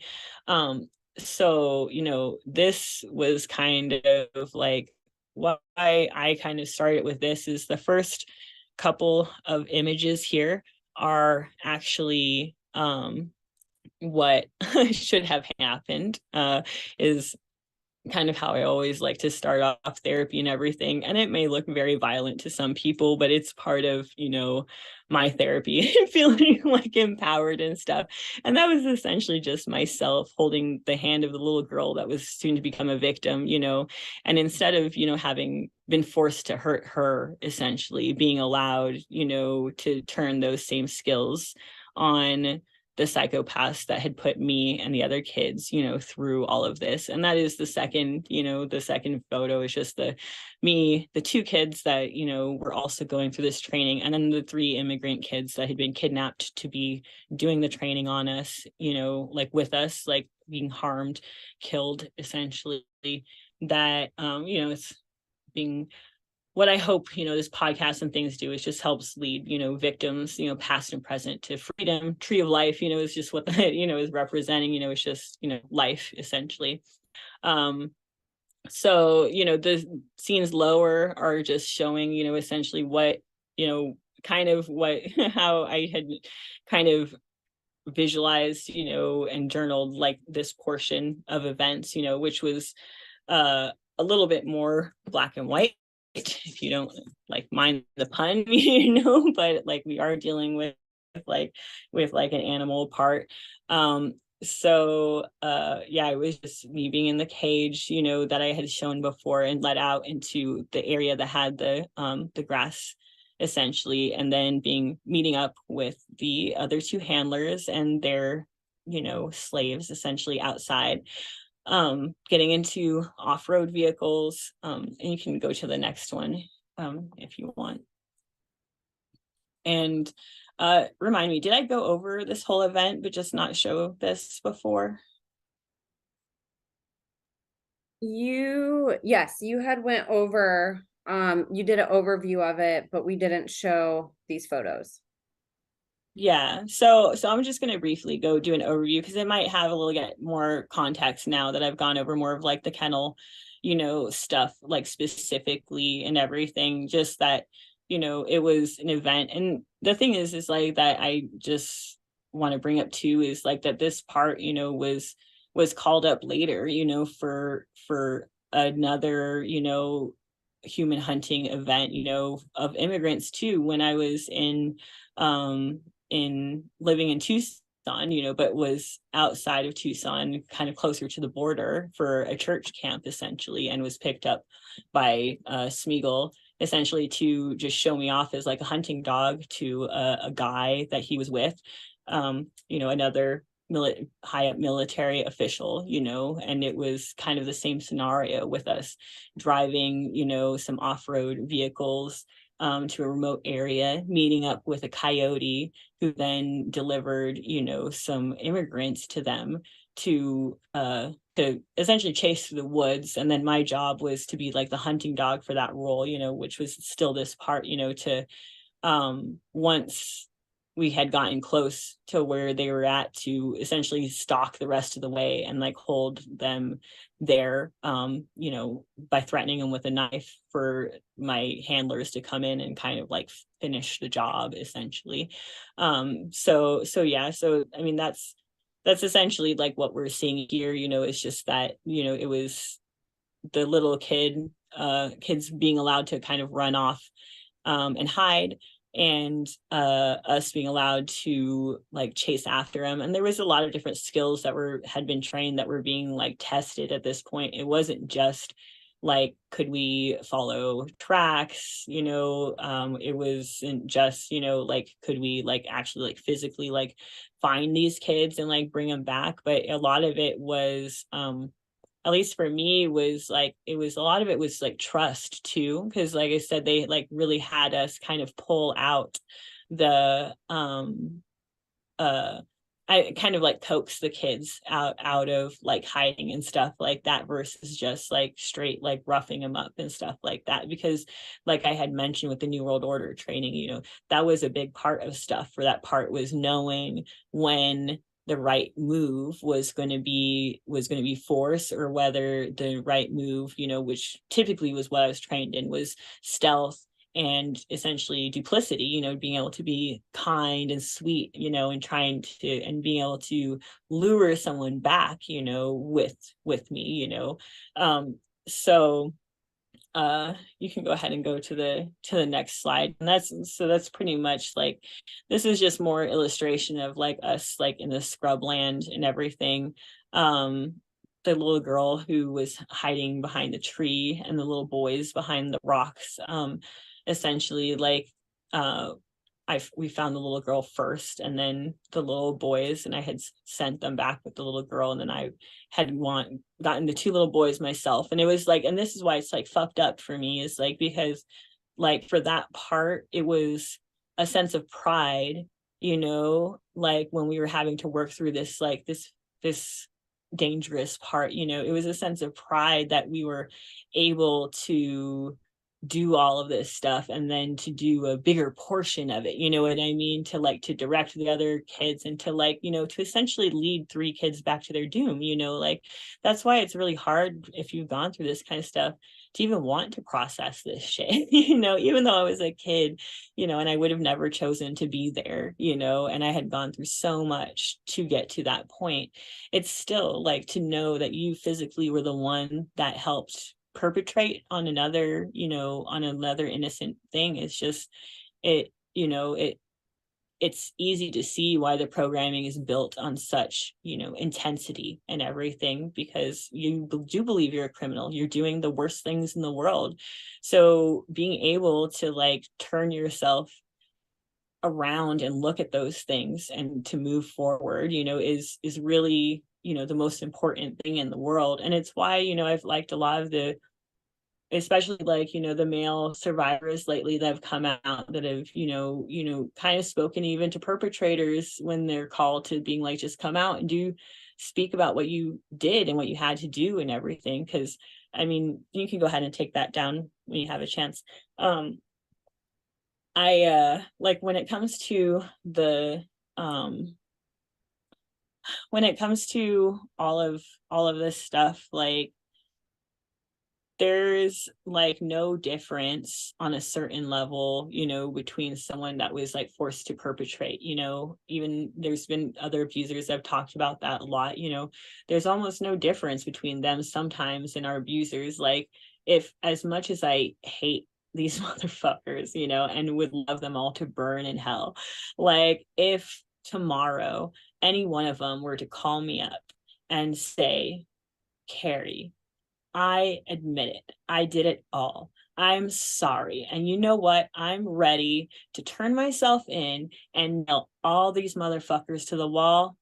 I would welcome them in with open fucking arms. You know what I mean? Because I don't really give a fuck about any of that stuff. You know, what I care about is that we put a stop to like this stuff that I went through, you know, as a kid, essentially. Like when I talk about these like memories that I have, you know, it's like, it's horrible what I went through, you know, but like I said, like the motivating factor for me is just knowing this is 3 decades ago and we're just piling, you know, tragedy on top of tragedy and wasted life upon wasted life, you know, and that it's something that makes me sick, you know, and should make everyone sick, you know, and makes God fucking sick, you know what I mean? Like, because it's not right, you know, and we have things like dissociation and healing and stuff like that to try and manage these kinds of things, but it shouldn't happen in the first place. And the first step is awareness, you know, and people understanding, you know, that, you know, vets offices, dentist offices, you know, they're some of their favorite fucking, you know, places to like, you know, it's not the places they think, you know, it's not the places people think that, you know, they're going to go to the bad part of town, you know, the people that have the money for these kids don't want to go to the bad part of fucking town. The kids get brought to them, you know what I mean? Like, and brought to these places that are remote, that are, you know, totally bought in, you know, with a veterinarian or a dentist that has all the chemicals that they need, you know, on hand and facilities and stuff to do insane things like this, you know, because they're just part of the same organized crime network, the same network of psychopaths, of fucking demonics, you know. And that's the thing, like that's why it's like does anyone think I'm like interested in like, my goal in life was to like share on like YouTube to fucking thousands of people, that I was like raped by dogs, like how disgusting and fucking embarrassing is that shit? You know what I mean? Like, but it's the reality, and it's the thing that I can't turn away from if I want to heal, so it's the thing that I feel like, the world can't turn away from, if they want to heal and they want to change this type of stuff. Like if, you know, people stay in this mode of somewhat anger, but not really feeling enough to say anything, it's never really going to change, like if, like you've said before, it's like if people have gone through this, people need to be at least willing to like listen to this and understand the reality of it, and the thing is, if we go through this period of exposing this darkness, hopefully on the other side of it, we'll go through a period where we don't have to talk about it so fucking much because it won't be such a big deal in the world, that's my goal. So I don't know. I think that's probably most of like what I was down, like was kind of interested in like sharing today. I would love to know if you have any like thoughts or anything that I should like fill in like any more. I in future videos on like my channel, like I had mentioned before, is like, like I'd mentioned like with the animal alters or perpetrator alters or stuff like that, that it, communication is very difficult when it seems so different, this part from how we see ourselves, typically as a front person, but it's in bridging that communication that you get the healing, you get the freedom from the triggers and the PTSD symptoms and everything. So just kind of like, I'm interested in communicating to, all of everyone, that hasn't gone through it, it's something I would encourage survivors to do too, it's just to have like compassion and gratitude for all parts, that like even these parts have come to a place, that they took on this level of of pain, and everything so that I could be here today. And maybe some people think I shouldn't be, and that's fine. I've gone through that. You're a survivor, you've gone through that place many times, but that's why I try and do this and be here is like, is the pain has to be made worth it, the pain like needs to be, redirected from inside, into the victim and out to where it belongs, which is on the, onto the abuser. And like the last thing I'll say, is I'm just gonna grab it.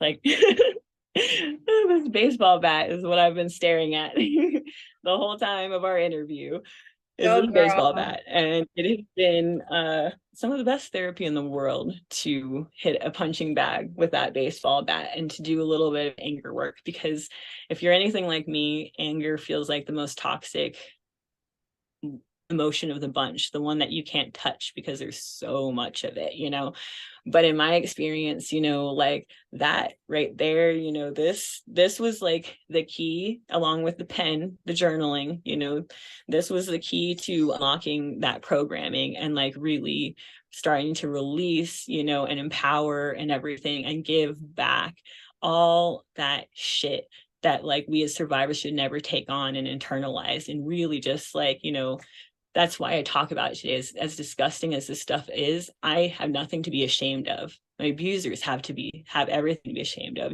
but I would have never gone through any of this stuff if I had a choice, as a child.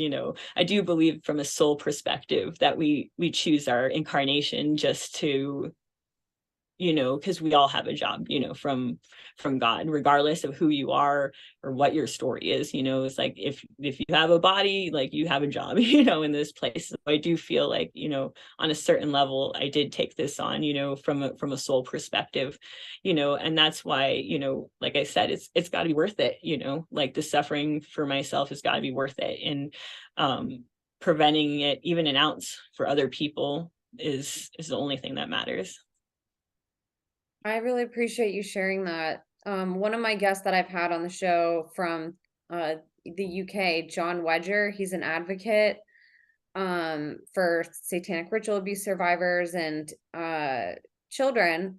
One of the things that he said, which might sound so vile to people, but he had said on my first podcast that I did with him, he said, I don't wish this because it's disgusting, but part of me wishes that everybody would have to watch a little scene of child pornography because it changes you fundamentally to actually see what is being done to these kids. He's like, hearing things doesn't always elicit that response in people. They sort of look away.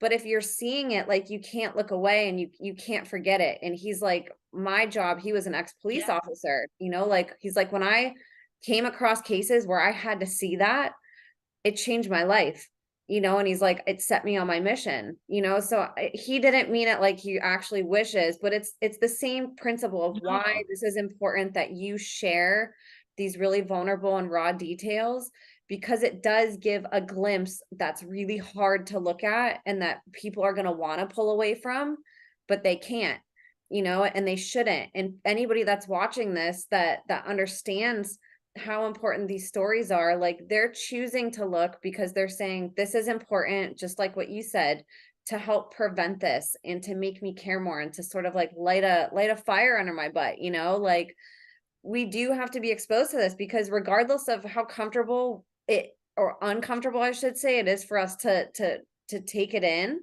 and I love how you said, yeah, it's hard for somebody for 2 seconds to hear it, but there's children today that might still be at these same facilities that you were taken to 30 years ago. And like you said, every single year, every single week, every day, they're cycling kids through. Like, how many kids need to be sacrificed before people look and say, this has to stop? What do we need to do?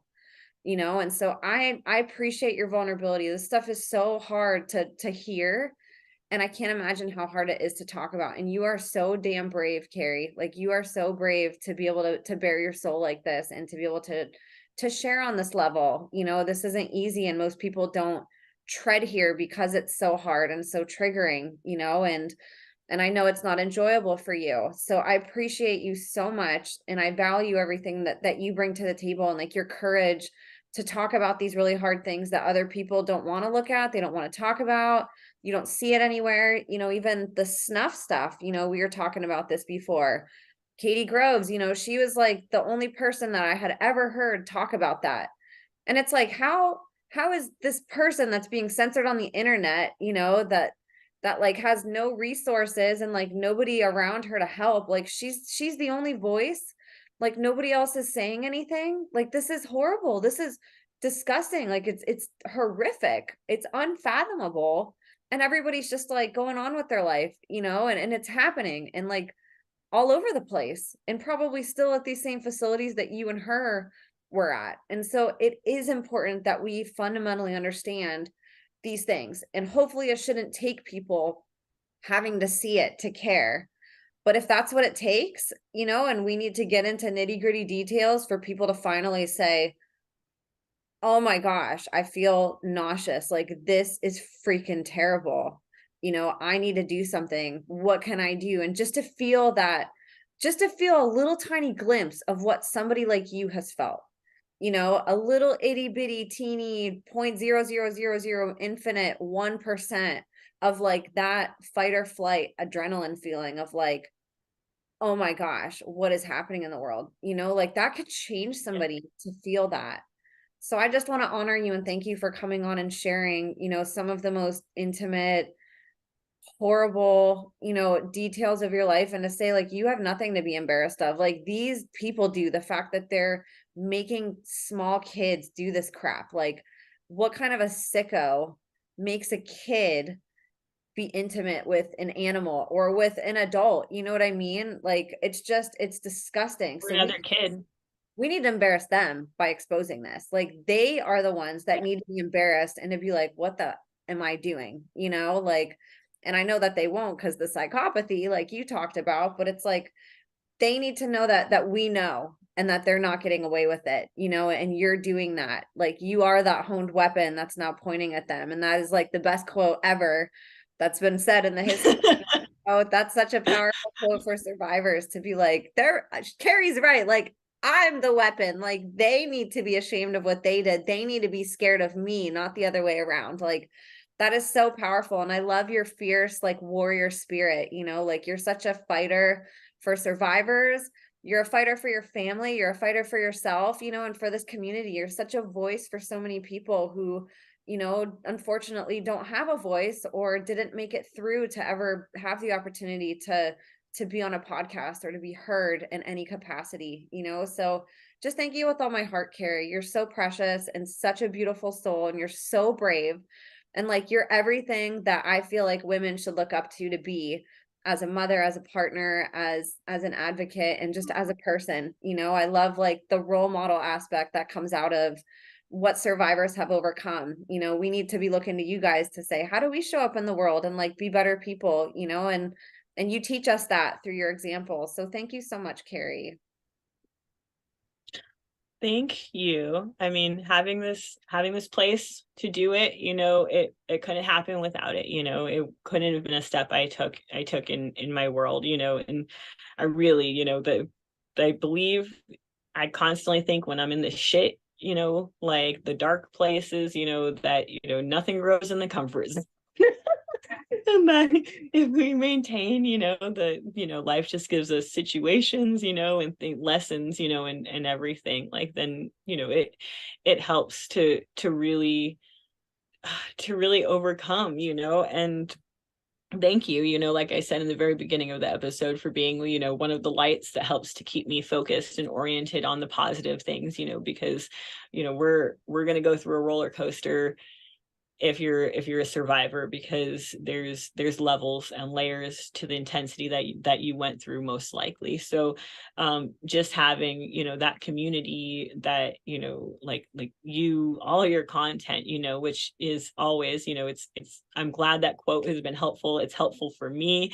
Like, it's like it helps me feel like fucking empowered, like a fucking badass. It reminds me of how much I have to be grateful for and how much I've turned around in my life, like we said, to point things that I hated about myself that were all strengths that I just have now, directed towards the right fucking cause, and out of that comes, my own joy, and my own feeling like, like we are making some difference in the world. And I do hope, that I can, and at any point, in any of the shit I say, I think, like, higher power has spoken through your guests and you many times to myself. And I just hope that anything I say, I've prayed about it, and can help anyone, either to heal or just to, like you said, understand the reality of this on the level that, like, it's going to make that change that we need. So thank you so much. Thank you too, Carrie. You're just such a light in this world, and everybody loves you whenever you come on. So I really appreciate it. And if you wouldn't mind, if you want to remind people like where they can connect with you, let them know what your YouTube channel is, if you're on any other social. Hopefully a lot of people are already supporting you, but of course I want more every episode that you come on, and every time we promote you, I want more and more people to go support you too. Yeah, so I probably didn't do the best thing with sending people initially to like my professional page, because it kind of overloaded my assistant a little bit with things that are not professionally related. So I'm gonna hold off on like really sending people to anything right now, because I'm in the works of actually creating more of like a survivor based like Instagram that is going to be a good platform for people to connect with me directly if they want, in a way. But until that time, the best way is just going to be the YouTube, which is Desert Dakini, and it's DAKINI for Kini. Yeah, there you go. It's a little wordy. I might take a survivor's perspective again, but that's life. I'm honest. I'm very low tech, so anyone, if you're going there looking for like something fancy, you're not going to get it. Like, I'm going to use like Sharpies and a board to like describe what I'm talking about, but hopefully it gets the job done. So what? I don't do anything high tech, like, and we, to some degree, like, until you grow. Everything you do looks very polished. Well, so do yours. Look at these thumbnails and everything. Oh. Like, it looks great. Your background, your lighting, like, it's beautiful. And who cares? The fact that you went up and you did it, despite like feeling, oh my gosh, like, I don't know if I know what I'm doing. I don't know, I don't even know what to say. I'm new to this. I'm not a public speaker. Like, I'm not a professionally All of trained it. speaker. Like, this is freaking cool that you did this, you know, like it's so inspiring to me to see that you did it anyways, despite everything that Yeah, you could have been like, oh, well, I'm not going to do it because I'm not this and I'm not that and I don't know what I'm doing. Like, you freaking did it, girl, and it's awesome. You're just going to keep getting better. You don't want to come out with the best thank stuff in the you. beginning. It's You just want the to build it beginning. up, give people something to look forward to. Yep, there we go. It's just the beginning, right? Kidding, yes. So I want everybody, I have it up on the screen, but if you're listening on Spotify or iTunes, I'm gonna have her YouTube channel in the show notes. So go support her, go hype her. Her videos are awesome. She's gonna keep adding to it, you know, and whenever you guys are interacting with her too, like keep in mind she is like she has a full-time job, she's a mom, like she's fitting this in just like I am in her spare time with her own money, her own time. You know, we're up late at night tonight after she just mommed all day and worked. Like she's up late speaking to you guys for free. So go support her, go lift her up. Like her channel's awesome. And these videos, you're going to get so much out of it. And the thing that I love, they're really easy to share with people. So if you have people in your life that are new to this, or if you know a survivor who's sort of just coming out of it and doesn't maybe understand the terminology or some of the things that they're going through, these are really helpful videos in my opinion. They're very gentle to send somebody to say, hey, here's a little, you know, introduction. They're not too long, they're very palatable, there's a lot of good information, but it's not too overwhelming. They're really great, and it's a very helpful channel and really good videos to send to people, you know, to get an actual survivor's perspective. And I love that you put that. I think it's great. So I'm going to have Carrie's information in the show notes for you guys. Carrie, is there anything else that you wanted to say before we wrap up? No, no, that's that. I just hope everyone has like a beautiful and blessed life, in the direction of healing and all reaching our fulfillment. And just if we all do that individually, I'm confident, we're going to make it there collectively. It's already happening. So thank you all for being here. I really appreciate it. Thank you, Carrie. And like I said, everybody, please go lift her up, go support her, go follow her channel. And then I'll have Yeah. all of my stuff in the show notes too. If you guys have any questions, leave them in the comments. Be nice in the comments. You guys have been with Carrie. I have had very little issues. But if you guys have any questions about this channel, go listen to my video that I did on the core values. You know, like we're here for our mission on this podcast is to uplift and to create a safe space for survivors and survivor disclosure. So I want to keep maintaining that. So go hype Carrie, just like you guys always do in the comments. You guys always hype her. Go leave her some love. Go on her channel, leave her some love. And thank you guys for all the love that you guys give this channel. We couldn't do without you. So on that note, you guys, God bless you. Thank you. And we'll see you next time.